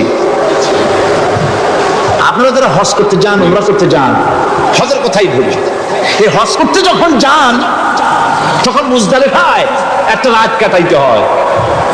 সেটা কোন দিন? ইয়মে আরাফার পরের দিন। এই মাঠে দালান কোঠা আছে, এখানে বেড়া আছে, শামিয়ানা আছে, পর্দা আছে, তাবু আছে, কিচ্ছু নাই।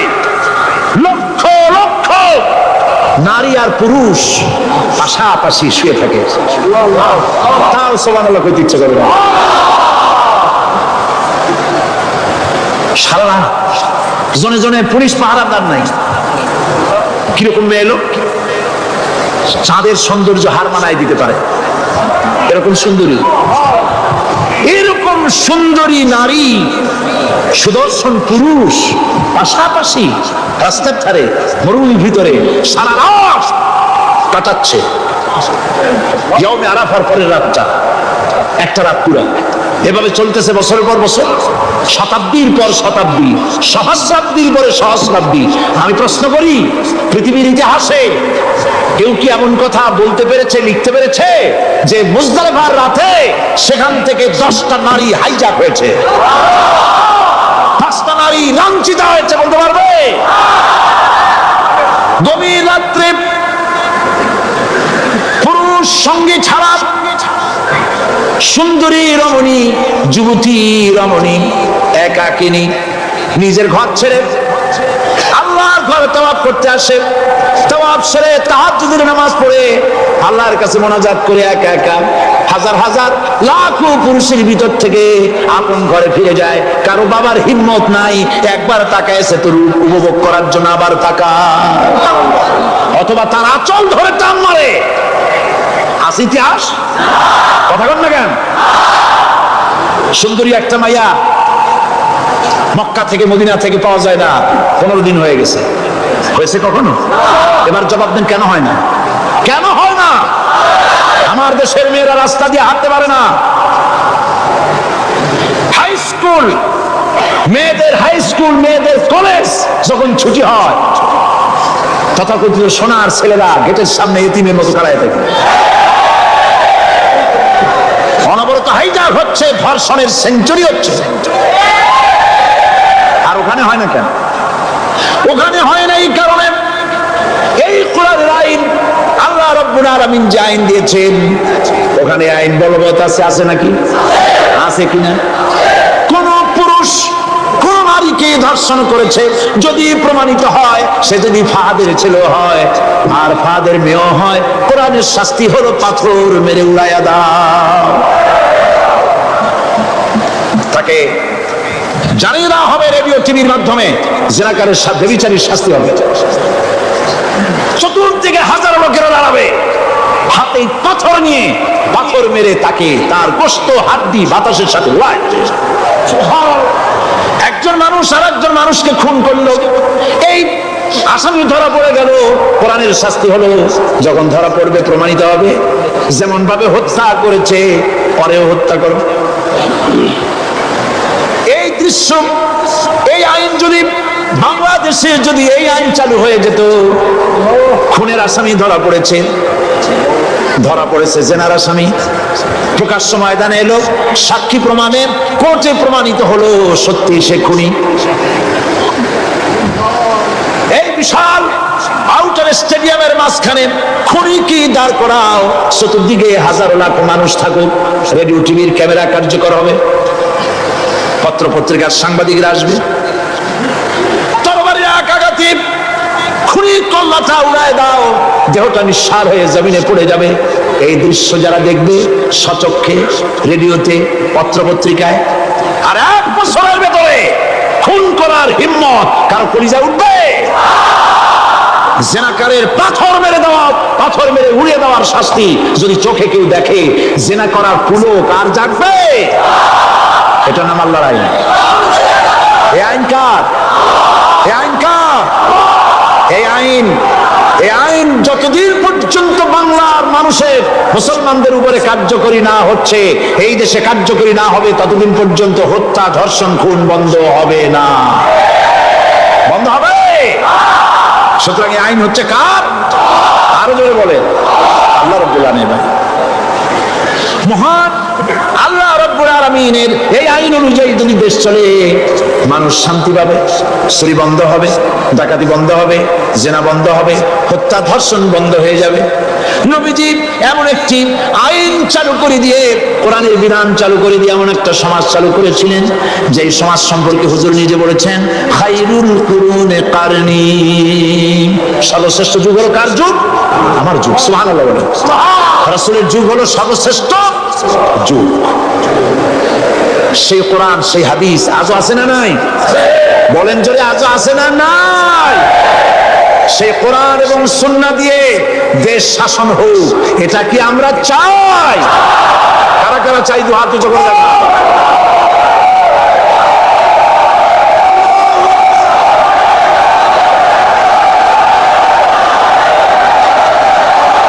আরে ভাই, আপনারা দাঁড়ায় গেলেন কেন? বসেন বসেন। আমি তো একটা স্লোগান দিতে বললাম, হাত দেখতে চাইছি আমি, মাথা দেখতে চাই নাই। এই সুযোগে কোমরটা সোজা করে নিলেন।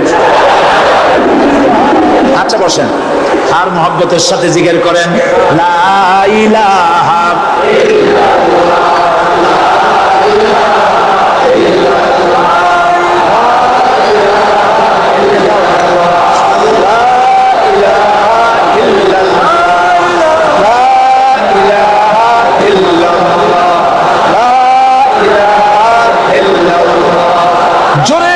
সবাই জিকির করেন, লা ইলাহা ইল্লাল্লাহ, লা ইলাহা ইল্লাল্লাহ, লা ইলাহা ইল্লাল্লাহ, লা ইলাহা ইল্লাল্লাহ, মুহাম্মাদুর রাসূলুল্লাহ।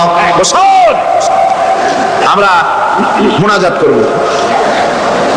আল্লাহ রাব্বুল আলামিন আয়াতুল কুরসির ভিতরে আল্লাহর সার্বভৌমত্বের কথা বলেছেন, আল্লাহু লা ইলাহা ইল্লা হুয়াল হাইয়ুল কাইয়্যুম।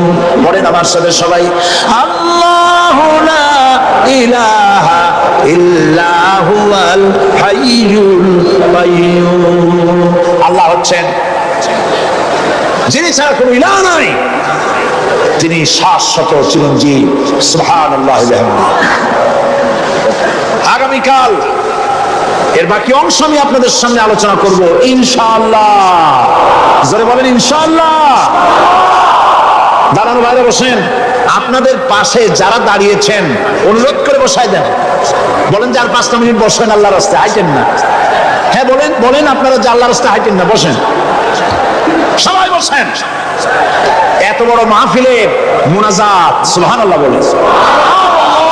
চট্টগ্রামের ইতিহাসের শ্রেষ্ঠ মাহফিল, চিল্লায় বলেন সুবহানাল্লাহ। গোটা বিশ্বে কোরআনের শ্রেষ্ঠ মাহফিল, বলেন সুবহানাল্লাহ। বলেন আলহামদুলিল্লাহ। আগামীকাল এই মাহফিলের আখেরি মুনাজাত হবে ইনশাআল্লাহ। বলেন ইনশাআল্লাহ।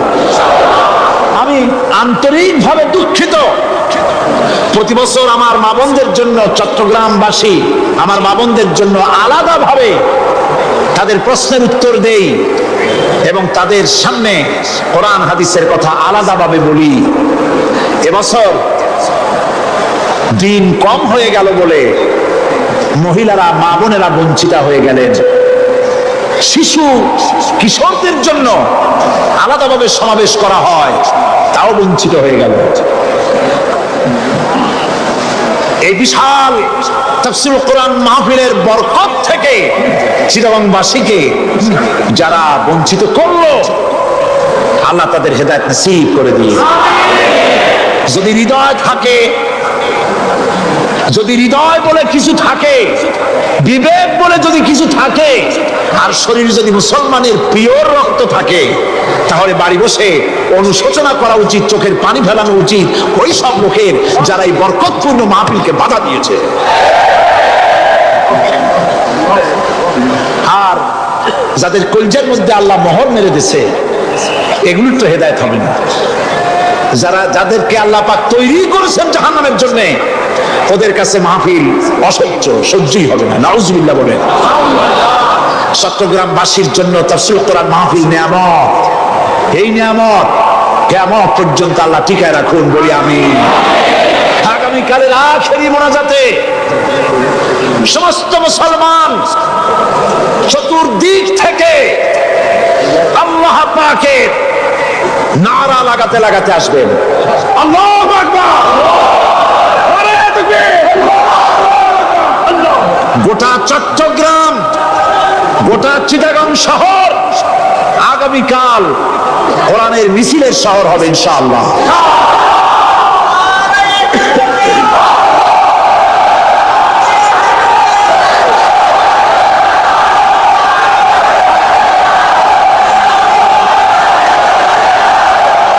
সকল ধন এবং সম্পদের মূল মালিক হচ্ছেন আল্লাহ পাক।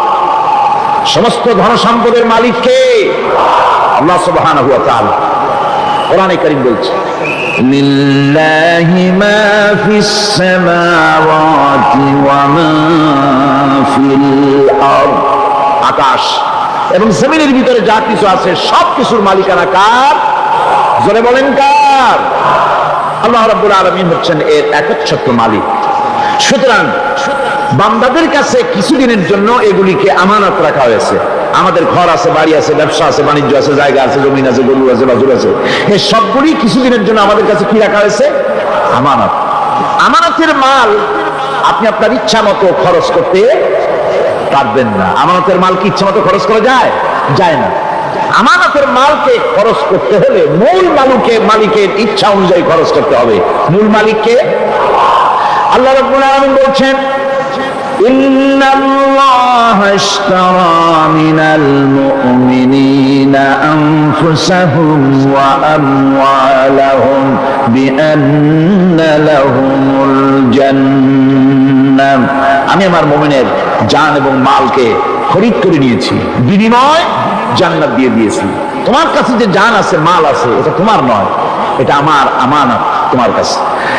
সুতরাং এই আমানত খরচ করতে হবে মূল মালিকের ইচ্ছা অনুযায়ী। সমাজের এক শ্রেণীর লোক প্রচুর বিত্তের মালিক হবে,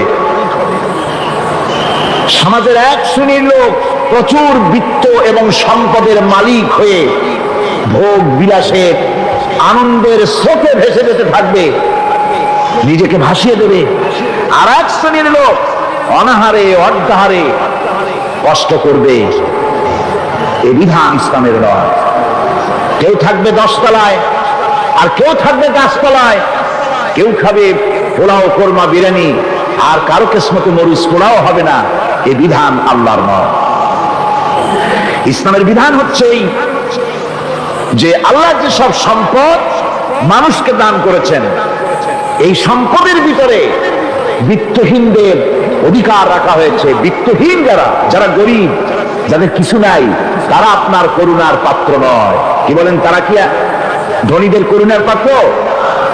কোরআনে কারীমে আল্লাহ বলেন, ওয়াল্লাযীনা ফী আমওয়ালিহিম হাক্কুন লিস-সাইলি ওয়াল মাহরুম।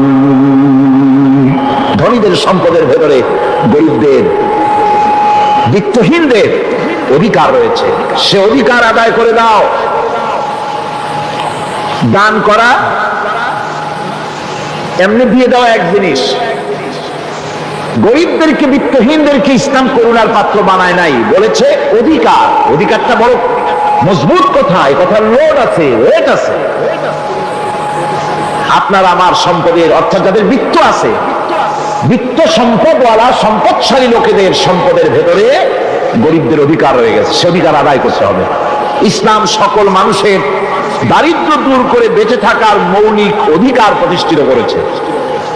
রাসূল করিম সাল্লাল্লাহু আলাইহি ওয়াসাল্লাম বলেছেন, লাইসা লি ইবনি আদম হাক্কুন সিওয়া হাযিহিল খিসাল, বাইতুন ইয়াসকুনুহু ওয়া সাওবুন ইওয়ালি আওরাতাহু ওয়া জালফাল খুবজ ওয়াল মা, আখরাজাহু তিরমিজি। তিরমিজি শরীফের হাদিসের ভিতরে এসেছে, রাসূল করিম সাল্লাল্লাহু আলাইহি ওয়াসাল্লাম বলেছেন, প্রত্যেকটি বনি আদমের তার বাস করার জন্য একটা গৃহ, এবং লজ্জা ঢাকার জন্য, শীত নিবারণের জন্য তার বস্ত্র, আর ক্ষুধা মিটাবার জন্য তার পানি আর রুটি ইত্যাদির ব্যবস্থা করতে হবে। চাই সে মুসলমান হোক আর হিন্দু হোক আর খ্রিস্টান হোক, বনি আদম, আদমের সন্তান যে মানুষ, যে তার এই অধিকার ইসলাম প্রতিষ্ঠিত করেছে। আজ বলা হচ্ছে খাদ্য বস্ত্র বাসস্থান সমাধান দেবে অমুকরা তমুকরা, এরকমের স্লোগান হয় না? ওরা দিতে পারবে না, ওরা দিতে পারে নাই। খাদ্য বস্ত্র শিক্ষা চিকিৎসা বাসস্থানের গ্যারান্টি দিয়েছে কোরআন, দিয়েছে আল্লাহ রসুল জনাব মুহাম্মদ রাসূলুল্লাহ সাল্লাল্লাহু আলাইহি ওয়াসাল্লাম। ইসলাম অর্থনৈতিক নিরাপত্তার জন্য যে সব পন্থা অবলম্বন করেছে, সেটা হচ্ছে যে সমাজের কর্মক্ষম সকল ব্যক্তি রুজির জন্য পরিশ্রম করবে, কেউ বসে থাকতে পারবে না। এটা হচ্ছে ইসলামের নিয়ম, কেউ বসে থাকতে পারবে না। কোরআনে কারীম বলছে, فَإِذَا قُضِيَتِ الصَّلَاةُ فَانتَشِرُوا فِي الْأَرْضِ وَابْتَغُوا مِنْ فَضْلِ اللَّهِ। فَإِذَا قُضِيَتِ الصَّلَاةُ, যখন তোমার নামাজ সম্পূর্ণ হয়ে গেল, فَانتَشِرُوا فِي الْأَرْضِ, ছড়িয়ে পড়ো আমার জমিনের উপরে, وَابْتَغُوا مِنْ فَضْلِ اللَّهِ, আর আমার অনুগ্রহ অনুসন্ধান করো। রুজি কামানো কোনো খারাপ জিনিস না। কেউ মনে করে সারাদিন বসে বসে আল্লাহর জিকির করব, কেউ দুনিয়াটারে ঝামেলা মনে করে জঙ্গলে চলে যেতে চায়, এটা নিয়ম না। আপনি বসে থাকতে পারবেন না, আপনাকে কাজ করতে হবে। রুজি কামাই করাটাকে কোরআনে কারীমে এতটা সম্মান দিয়েছে, যেটাকে ফদলুল্লাহ বলা হয়েছে। ফদলুল্লাহ, এটা আল্লাহর অনুগ্রহ, সুবহানাল্লাহ বলেন। এটাকে ফদলুল্লাহ বলা হয়েছে, এটা জিনাতুল্লাহ বলা হয়েছে। আপনি যে কাপড় চোপড় ব্যবহার করেন, এই কাপড় চোপড়ের ব্যাপারে আল্লাহ পাক প্রশংসা করেছেন, কাপড় চোপড় সুন্দর করতে বলেছেন। তারপরে রুজি রোজগার হালাল করতে বলা হয়েছে, এবং রুজি কামাবার ব্যাপারে হালাল ভাবে রুজি কামাবার জন্য ইন্সপিরেশন দেওয়া হয়েছে কোরআন এবং হাদিসে। রাসূল করিম সাল্লাল্লাহু আলাইহি ওয়াসাল্লাম বলেছেন, আল কাসিবু হাবিবুল্লাহ, সহজতে যে উপার্জন করে সে আল্লাহর বন্ধু। যে ব্যক্তি ঠেলা গাড়ি চালায়, কুলি মজুর রিকশা চালায়, নিন্দা নাই, তাকে নিন্দা করা যাবে না। রিকশাওয়ালাও একটা গুরুত্বপূর্ণ দায়িত্ব পালন করছে। কুমার, কামার, তাঁতি, জেলে, ধোপা, নাপিত সবাই কাজ করছে। প্রত্যেক কাজের সম্মান ইসলাম দেয়, সুবহানাল্লাহ। সমস্ত কাজের সম্মান আছে, শুধুমাত্র সম্মান নাই চুরির কাজের, ডাকাতির কাজের, সন্ত্রাসের কাজের, চাঁদাবাজির কাজের, মাস্তানির কাজের। এই সব কাজ নিন্দনীয় এবং এই সব কাজ নিতান্ত বাজে কাজ, এ কাজের কোনো সম্মান নাই। সম্মান হচ্ছে নিজের হাতে কামাই করে সারা দিনে এক মুঠো খাবারও যদি খান, আপনার খাবারের চাইতে হালাল খাবার কারো হতে পারে না। আল্লাহর বন্ধু, সোজা কথা না। আল কাসিব হাবিবুল্লাহ, সহজ উপার্জনের এত বরকত। সেজন্য অর্থনৈতিক নিরাপত্তার জন্য সমাজের প্রত্যেকটি কর্মক্ষম লোককে কাজ করতে হবে। কি করতে হবে? নামাজ পড়া হয়ে গেছে, এখন আর বসে থাকা চলবে না, নেমে পড়ুন কাজের জন্য, আল্লাহর অনুগ্রহ অনুসন্ধান করুন। এরপরে আল্লাহ পাক বলছেন, আমার অনুগ্রহ রুজি কামাও, আর রুজি কামাবার সময় উযকুরুল্লাহ যিকরান কাসীরা লাআল্লাকুম তুফলিহুন। আর জিকির করবা আমার বেশি, আমার জিকির করবা। বলা হচ্ছে রুজি অনুসন্ধান করো, আর বলা হচ্ছে আমার জিকির করো। জিকির আর রুজি সন্ধানের ভিতরে সামঞ্জস্য কি? সামঞ্জস্যটা হচ্ছে এই যে আপনি যখন উযকুরুল্লাহ কাসীরান, আপনাকে বেশি করে জিকির করতে হবে। জিকির মানে কি? স্মরণ করা। জিকির মানে কি? স্মরণ করা। আল্লাহকে স্মরণ করেন। রুজি যখন কামাতে যাবেন স্মরণ করবেন কারে? চিল্লায় কোন কারে? আপনি রুজি কামাবার জন্য চাকরি করতেছেন, অফিসে বসে যদি আল্লাহ রাব্বুল আলামিন আপনার স্মরণে থাকে, তাহলে ঘুষ খাওয়া আপনার জন্য সম্ভব হবে না। কথা ঠিক কিনা? আল্লাহ পাক বলছেন, রুজি কামাবার জন্য তুমি যে পরিশ্রম করবে, ওই পরিশ্রমের সময় বেশি বেশি জিকির করো, আমারে স্মরণ রাখো। অফিসে বসে যখন তুমি কাজ করবে, আমি যদি স্মরণে থাকি, তাহলে তুমি ঘুষ খাইতে পারবে না। তুমি জমিন চাষ করবে, জমিন চাষ করার সময় আমি যদি তোমার স্মরণে থাকি, জমিনের আইল ঠেলা তোমার পক্ষে সম্ভব হবে না। যত রকমের রুজির রোজগারের পথ আছে, আমাকে স্মরণ করো, খারাপ পথ থেকে বাঁচো, হালাল ভাবে রুজি কামাও। হালাল রুজির ভিতরে আল্লাহ রাব্বুল আলামিন বরকত দিয়ে দিবেন। আর কাজ করার জন্য বলা হয়েছে, রাসূল করিম সাল্লাল্লাহু আলাইহি ওয়াসাল্লাম বলেছেন, ইযা সাল্লাইতুমুল ফাজরা ফালা তানুমু আন তালবি আরযাকুকুম। ফজরের নামাজ পড়া হয়ে গেছে, ঘুমায়ও না। আমাদের একটা আম অভ্যাস হয়ে গেছে ফজরের নামাজ পড়ে ঘুমানো। হাদিস শরীফে বলা হচ্ছে, ফজরের নামাজ পড়া হয়ে গেছে, ঘুমায়ও না। রুজি তালাশ করো, রিজিক তালাশ করো, নিজের সাহায্য করো, অন্যকে সাহায্য করো, নিজের সংসারের জন্য কাজ করো, অন্যের জন্যও করো। হালাল ভাবে রুজি কামাই করে বউকে একটা ব্লাউজ কিনে দিয়েছেন, একটা শাড়ি কিনে দিয়েছেন, বাচ্চাকে ক্লাসের বই কিনে দিয়েছেন, বাজার থেকে মাছ তরি তরকারি কিনে অক্ষম ব্যক্তিদেরকে সহযোগিতা করবে। যারা নাকি উপার্জন করতে পারে না, ওই জাতীয় লোকদেরকে তারা সহযোগিতা করবে। ওয়ায়াকফুলু গানিয়ুহুম ফাকিরাহুম, সেই সমাজের যারা নাকি সামর্থ্যবান, তারা রোজগার করবে এবং গরিবদেরকে সহযোগিতা করবে। আল্লাহর নবী বলেছেন, সে ব্যক্তি মুমিন নয়, সে ব্যক্তি মুমিন নয়, সেই ব্যক্তি মুমিন নয়। সাহাবায়ে কিরাম হতচকিত হয়ে উঠলেন, প্রশ্ন করলেন, নবীজি কোন ব্যক্তি মুমিন নয়? আল্লাহর নবী বলেন, যেই ব্যক্তি পেট পুরে আরাম করে ঘুমায় গেল, এ কথা জানার পর যে তার প্রতিবেশী না খেয়ে শুয়ে আছে, ক্ষুধার যন্ত্রণায় কাতরাচ্ছে, এ কথা জানার পরে যেই মুসলমান ব্যক্তি আরাম করে পেট ভরে খেয়ে ঘুমায়, সে কখনো মুমিনের দাবি করতে পারে না, মুমিন হতে পারে না। কত বড় কথা! ইসলাম মানুষকে তাগিদ করেছে তার প্রতিবেশীর উপরে লক্ষ্য রাখার জন্য, তার প্রতিবেশীকে লক্ষ্য রাখার জন্য, গরিব মানুষের প্রতি লক্ষ্য রাখার জন্য। রাসূল করিম সাল্লাল্লাহু আলাইহি ওয়াসাল্লাম বলছেন, আইয়ু রাজুলিন মাতা দিয়ান বাইনা আগনিয়ায় ফাকাদ বারিয়াত মিনহুম জিম্মাতুল্লাহি ওয়া রাসূলুহু। আল্লাহর নবী বলেন, কোন ধনী ব্যক্তিদের মাঝে কোন গরিব প্রতিবেশী যদি না খেয়ে মারা যায়, তাহলে ওই এলাকার বিত্তশালী লোকদের সাথে আল্লাহর সমস্ত সম্পর্ক, রাসূলের সব সম্পর্ক ছিন্ন হয়ে যায়। কে বলতে পেরেছে এত বড় কথা? মানুষের অর্থনৈতিক নিরাপত্তার জন্য কত বড় কথা বলেছে ইসলাম, বলেছে বিশ্বনবী জনাবে মুহাম্মদ রাসূলুল্লাহ সাল্লাল্লাহু আলাইহি ওয়াসাল্লাম। আল্লাহ রাব্বুল আলামিন বলেন, ধনীদের হাতেই যেন সম্পদগুলি পুঞ্জীভূত হয়ে না যায়, কাইলা ইয়াকুনা দুলাতাম বাইনাল আগনিয়াই মিনকুম।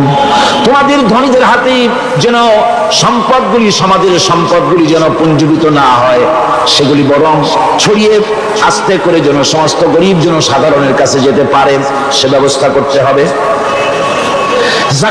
যাকাত প্রদানের মাধ্যমে ধনীদের কাছ থেকে নিয়ে গরিবদেরকে দিয়ে দিতে হবে। আর বুখারী শরীফের সারা ফাথুল বারীতে হাফেজ ইবনে হাজার আসকালানী রাহিমাহুল্লাহ তিনি বলেছেন, যাকাত যদি ধনীরা না দেয়, যদি কেউ দিতে বাধা দেয়, ফামানিমতানা উখিযাত বিহি কাহরান, যদি যাকাত না দেয় জবরদস্তি করে যাকাত আদায় করে নিবে গভর্নমেন্ট। যাকাত দিতেই হবে। মুনকিরিনে যাকাত, যারা যাকাত দিতে অস্বীকার করেছিল, হযরতে সিদ্দিক আকবর, হযরত আবু বকর সিদ্দিক রাদিয়াল্লাহু তাআলা আনহু, তিনি তাদের সম্পর্কে বলেছিলেন, ওয়াল্লাহি লাউ কাতিলান্না মান ফাররাকা বাইনাস সালাতি ওয়াজ যাকাত, অবশ্যই আমি ওই সম্প্রদায়ের লোকের বিরুদ্ধে যুদ্ধ ঘোষণা করব যারা নামাজ আর যাকাতের মধ্যে পার্থক্য সূচিত করবে। যারা নামাজ তো পড়বে কিন্তু যাকাত দিবে না, সরকারের কাছে যাকাত আদায় করবে না, তাদের বিরুদ্ধে যুদ্ধ ঘোষণা করব। ইসলামী সরকার যদি প্রতিষ্ঠিত হয় তাহলে এই যাকাত আদায় করা হবে। যাকাত কেউ নিয়ে বসে থাকতে পারবে না, যাকাত আদায় করা হবে। আমাদের দেশে নিয়ম মাফিক যদি যাকাত আদায় করা হতো, এই দেশ যদি ইসলামী গভর্নমেন্ট হতো, আল্লাহ যেন দয়া করে করে দেন, কন্যা আমিন। আল্লাহ পাক যদি দয়া করে দেশটাকে ইসলামী রাষ্ট্র বানায় দেন, তাহলে যাকাত তো আদায় করে নেওয়া হবে। যাকাত দিতে আপনি বাধ্য, গরিব মানুষ থাকবে না। এখনো বাংলাদেশের নিয়ম মাফিক যদি যাকাত আদায় করা হয়, নিয়ম মাফিক মানে সোনার যাকাত, রূপার যাকাত, নগদ ক্যাশের যাকাত, ফসলের ওষুধ সঠিকভাবে যদি আদায় করা হয়, তো একেবারে কম করে হলেও 1000 কোটি টাকা যাকাতের টাকা কালেকশন হতে পারে। এটা কি কম কথা? 1000 কোটি টাকা, এই টাকা আদায় করা হচ্ছে না। এই টাকা আদায় না করার কারণে যে শূন্যতার সৃষ্টি হচ্ছে, এই ভ্যাকুয়ামকে পূর্ণ করার জন্য এগিয়ে এসেছে 7 সমুদ্র 13 নদীর উপর থেকে এনজিওরা। এনজিওরা এসে আমাদের দেশে, সব এনজিও খারাপ আমি তা বলি না, বহু এনজিও আছে যারা এদেশে উন্নয়নের, আর্থসামাজিক উন্নয়নের জন্য তারা প্রচেষ্টা করছে, রাস্তাঘাট, স্কুল কলেজ, চিকিৎসা ইত্যাদির দিকে কাজ করছে। যতগুলি এনজিও আমাদের দেশে আছে তার ভিতরে 52টা এনজিও গোনা বাছা যারা ইসলামের প্রকাশ্য দুশমন, আর এর শীর্ষস্থানে আছে ব্রাক।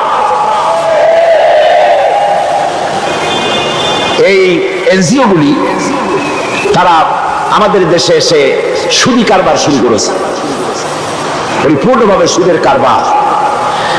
ব্যাংকের থেকে যদি আপনি লোন নেন তাহলে 15 or 17% ইন্টারেস্ট দিতে হবে, আর ওদের কাছ থেকে যে সুদ, যে টাকা নেওয়া হয়, সেই টাকায় গ্রামীণ ব্যাংক থেকে শুরু করে ব্রাক বলেন, কারিতাস বলেন, অক্সফাম বলেন, এডাপ বলেন, যেগুলি আছে এগুলি সুদ নেয় 30 থেকে 34% পর্যন্ত। গোটা জাতিকে গ্রাম পর্যায়ে তারা সুদের নিবিড় চাষ করতেছে, ঘরে ঘরে সুদ পৌঁছে দিয়েছে, মুসলমান নারীদেরকে বেহুরমতি করেছে, ইসলামের ঐতিহ্য ধ্বংস করতেছে, নারীদেরকে বিপদটা করতেছে, আমার দেশের ফ্যামিলি স্ট্রাকচারকে এনজিওরা ধ্বংস করে দিচ্ছে।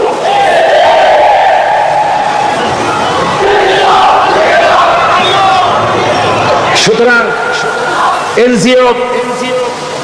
এনজিওরা এই সুযোগটা পেত না।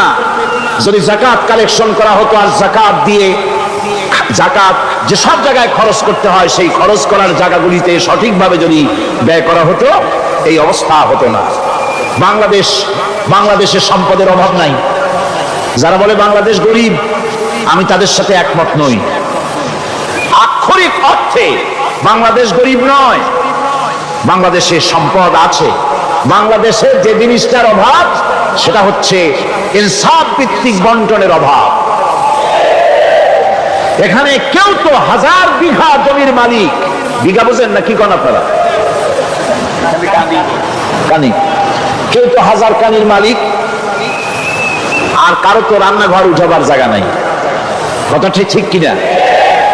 কেউ তো শত শত কোটি টাকা, কত কোটি টাকা যে আছে তা হিসাব করে মাসখানেক লাগবে, দুনিয়া খুলে দিতে পারবে না। আর কারো তো একটা ট্যাবলেট কেনার পয়সা নাই। সুতরাং আমার দেশে যেভাবে গরিব বলা হয় আক্ষরিক অর্থ ওইভাবে আমার দেশ গরিব নয়। আমাদের দেশে সম্পদ আছে, বহুত জমি অনাবাদি ফেলে রাখা হয়েছে। রাসূল কারীম সাল্লাল্লাহু আলাইহি ওয়াসাল্লাম বলেছেন, সেই ব্যক্তির জমিন রাখার অধিকার নাই যে ব্যক্তি তা চাষের আওতায় না আনে। আছে না বহুত জমি পড়িয়া? আবাদযোগ্য জমি আমাদের দেশে আছে যা, তার 2,40,00,000 একর। আমাদের ভূমি সম্পদ রয়েছে, বনজ সম্পদ যা আছে সেটা হচ্ছে 32,53,860 একর জুড়ে বিরাট বনজ সম্পদ আমাদের আছে। ভূমি সম্পদ আছে, বনজ সম্পদ আছে। আমাদের রয়েছে পানি সম্পদ, প্রায় 250 নদী, 3,600 বর্গ মাইল জুড়ে নদীগুলো প্রবাহিত আছে। আমাদের পানি সম্পদ আছে। আমাদের গ্যাস সম্পদ আছে, যে গ্যাস অন্তত 100 বছর চলতে পারে। প্রত্যেক বাড়িতে বাড়িতে গ্যাসের সংযোগ দিলেও 100 বছরে ঘুরাবে না। আলহামদুলিল্লাহ কইতে ইচ্ছা করে না? জোরে কোন আলহামদুলিল্লাহ। আমাদের গ্যাস সম্পদ রয়েছে, আমাদের মৎস্য সম্পদ আছে, পশু সম্পদ আছে, কৃষি সম্পদ আছে, আরো রয়েছে বিপুল জনশক্তি। জনশক্তিকে আজ সবচাইতে বার্ডেন মনে করা হয়। জনশক্তিকে বলা হয় বাংলাদেশের সবচাইতে বড় সমস্যা, জনশক্তি সমস্যা। এটা হচ্ছে যে সরকার আসে তারই ভূতে পায়, যে যায় লঙ্কা সে আর মানুষ হালে ফেরে না, মানুষগুলি তার জন্য জ্বালা। অথচ এই মানব শক্তি হচ্ছে শ্রেষ্ঠ শক্তি। ইউনিভার্সিটি জনমের মতো না বাড়াইয়া, এখন তো ইউনিভার্সিটি দাবি করতেছে সকলে, গ্রামে গঞ্জে থানায় রান্নাঘরে সব জায়গায় আমাদের ইউনিভার্সিটি দাবি। আর ইউনিভার্সিটির ফজিলত কি তা তো আমরা দেখতেইছি। এর থেকে বেশি করে পলিটেকনিক ইনস্টিটিউট, ভোকেশনাল ইনস্টিটিউট ইত্যাদি যদি বানানো হতো, ভিক্ষার হাতকে কর্মীর হাতে যদি পরিণত করা যেত, মানুষগুলিকে যদি কর্মক্ষম করা যেত, তাদেরকে যদি মডার্ন টেকনোলজি যদি শিক্ষা দেওয়া যেত, তাহলে এই মানব শক্তি রপ্তানি করে বা পৃথিবীর বিভিন্ন দেশ থেকে মূল্যবান বৈদেশিক মুদ্রা অর্জন করা যায়। সেটা না করে মানুষ হইছে জ্বালা, জনমের মতো এদেরকে মারো। এটা হচ্ছে ট্রেনের থার্ড ক্লাস প্যাসেঞ্জার্স মেন্টালিটি। সেটা কিরকম? সেটা হচ্ছে ট্রেনে যখন মানুষ চলে তৃতীয় শ্রেণীতে, একবার উঠা বসলে সে অন্যের জন্য জায়গা ছাড়ে না। জায়গা খালি আছে, আরেকজন এসে বললে ভাই আমার একটু বসতে দাও, কয় না ভাই এখানে লোক আছে। আসলে কিন্তু লোক নাই। আপনি যদি বলেন যে সেই লোক আসলে আমি জায়গা ছেড়ে দেবো, ততক্ষণ তো বসি। আপনি বসলেন, এরপরে আপনি তো বুঝছেন যে লোকটা ফাঁকি দিচ্ছে, ওই চিন্তা আপনার মধ্যেও ঢুকবে, আরেকজন আসবে, বসার জায়গা আছে, আপনি বলবেন না এখানে জায়গা নাই। ট্রেনের থার্ড ক্লাস প্যাসেঞ্জারদের যে মানসিকতা, বর্তমান মুসলিম দেশগুলির সরকার প্রধানেরা ঠিক ট্রেনের থার্ড ক্লাস প্যাসেঞ্জারদের চাইতেও থার্ড ক্লাস। মানব শক্তিকে কাজে লাগাবার চিন্তা না করে উল্টা চিন্তা তারা করছেন। এত সম্পদ থাকা সত্ত্বেও বাংলাদেশ আজ যে অভাব সৃষ্টি হয়েছে তা কৃত্রিম, এবং তা সৃষ্টি হয়েছে এটা এর একমাত্র দায়ী এর জন্য রাজনৈতিক ষড়যন্ত্র। রাজনৈতিক ষড়যন্ত্রের কারণেই এই অভাব সৃষ্টি হয়েছে। গোড়া থেকেই আমাদের দেশটি ষড়যন্ত্রের শিকার। প্রথমে ব্রিটিশ বেনিয়ারা 200 বছর পর্যন্ত গোলামীর জিনজির পরিয়ে দিয়েছে। 200 বছর গোলামীর পর দ্বিজাতি তত্ত্ব এবং মুসলিম সংখ্যাগরিষ্ঠতার ভিত্তিতে 47-এর আজাদী, তারপর পশ্চিমাদের শোষণ বঞ্চনা থেকে মুক্তি লাভের জন্য 71-এর আজাদী, এরপরে দেশের 90% হচ্ছে মুসলমান। 90% কারা? চিল্লায় বলেন না কারা? পৃথিবীর এই দ্বিতীয় বৃহত্তম মুসলিম জনগোষ্ঠীকে খ্রিস্টান আর ইহুদিরা তারা চেয়েছে জনগণকে খ্রিস্টান বানাতে। আমাদের দেশের জনগণকে তারা চায় খ্রিস্টান বানাতে। যারা কমিউনিস্ট তারা চায় আমাদেরকে নাস্তিক বানাতে। আর পার্শ্ববর্তী দেশের পেইড এজেন্ট যারা আমাদের দেশে আছে তারা চায় পৃথিবীর নিকৃষ্টতম কুফরি মতবাদ, ধর্ম নিরপেক্ষ মতবাদের মাধ্যমে গোটা জাতিকে ধর্ম থেকে দূরে সরিয়ে দিতে চায়। সুতরাং এই ষড়যন্ত্রের শিকার হয়ে আছে বাংলাদেশ। বাংলাদেশের এই আর্থসামাজিক প্রেক্ষাপটে ইসলামের বিধান ছাড়া, আল্লাহর দেওয়া বিধান ছাড়া এর কোনো মুক্তি নাই, এর নাজাতের কোনো পথ নাই। আল্লাহ রাসূল ক্ষমতা আরোহণ করলেন, রাষ্ট্রের মালিক হলেন, প্রেসিডেন্ট হলেন। রাসূলুল্লাহ কি হলেন? আল্লাহর নবী প্রেসিডেন্ট হলেন। সমাজের গরিব দুঃখীদের ব্যাপারে নবীজি বললেন, মান তারাকা মালান ফালওয়ারাসাতিহি ওয়া মান তারাকা দিয়ার আও কুল্লা ফালিয়াতিনি ফাইন্না মাওলাহু, রাওয়াহুল বুখারী। নবীজি বলেন, যে ব্যক্তি মারা গেল, মরে যাওয়ার পর তার যে সম্পদ থাকবে, এই সম্পদগুলি সে যে সন্তান, স্ত্রী, পুত্র যাদের রেখে গেছে তাদের জন্য। আর যদি সে ঋণগ্রস্ত, যদি ঋণ অবস্থায় সংসারকে রেখে যে থাকে, তাহলে তার ঋণের বোঝা, ঋণের পরিশোধের দায়িত্ব আমি মুহাম্মদ সাল্লাল্লাহু আলাইহি ওয়াসাল্লাম নিয়ে নিলাম। সমাজের যার কোনো অভিভাবক নাই, তার অভিভাবক আমি মুহাম্মদ সাল্লাল্লাহু আলাইহি ওয়াসাল্লাম। যার কোনো অভিভাবক নাই, সেজন্য আমার কাছে চলে আসে। ইসলামী রাষ্ট্র এই বিধান পেশ করেছে। এর চাইতে সুন্দরতম বিধান পৃথিবীতে আর কেউ দিতে পারে নাই। সেজন্যই সেই সমাজে চুরি বন্ধ হয়েছে, ডাকাতি বন্ধ হয়েছে, জিনা বন্ধ হয়েছে, সব বন্ধ হয়ে গিয়ে সুন্দর একটি সমাজ প্রতিষ্ঠিত হয়েছিল। আর রাসূল বলেছিলেন, খায়রুল কুরুনে কারনি, সর্বশ্রেষ্ঠ যুগ হলো আমার যুগ। সুবহানাল্লাহি ওয়া বিহামদিহি। মানুষ দরজা খুলে ঘুমায়েছে, কারো ক্ষুধার কষ্ট নাই, পড়ার কষ্ট নাই, খাবারের চিন্তা নাই, চুরি ডাকাতির ভয় নাই, ভয় মুক্ত।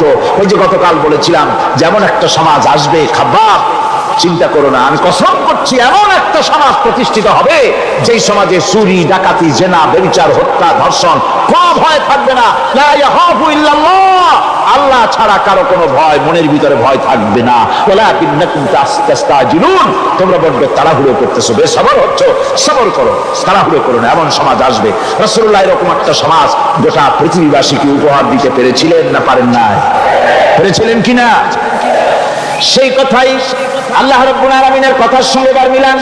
লাইসাল বিররা আন তুওয়াল্লু ওয়ুজুহাকুম কিবালাল মাশরিকি ওয়াল মাগরিব, পূর্ব পশ্চিমে কত মাথা ঘুরালে, চেহারা ঘুরালে, এটাই কিন্তু তোমার পুণ্যবান হওয়ার জন্য, নেককার হওয়ার জন্য যথেষ্ট নয়। বরং যথেষ্ট হলো আল্লাহর প্রতি ঈমান আনো, কিতাবের প্রতি, পরকালের প্রতি, ফেরেশতার প্রতি, নবীদের উপরে ঈমান আনো, আর আল্লাহর মহব্বতে, আল্লাহর প্রেমে উদ্বুদ্ধ হয়ে আর একটা বড় কাজ করো, সেটা হলো ওয়াতাল মালা আলা হুব্বিহি যাবিল কুরবা ওয়াল ইয়াতামা ওয়াল মাসাকিন ওয়া ইবনাস সাবিল ওয়াস-সাইলিনা ওয়া ফির রিকাবি ওয়া কামাস সালাতা ওয়া আতাজ যাকাত والموفون بعهدهم إذا عاهدوا والصابرين في البأساء والضراء وحين البأس أولئك الذين صدقوا وأولئك هم المتقون। আরেকটি গুরুত্বপূর্ণ কাজ করতে হবে আল্লাহ পরকালে বিশ্বাস করার সাথে সাথে, সেটা হলো তোমাদের জানের মতো প্রিয় ধন এবং সম্পদকে আল্লাহ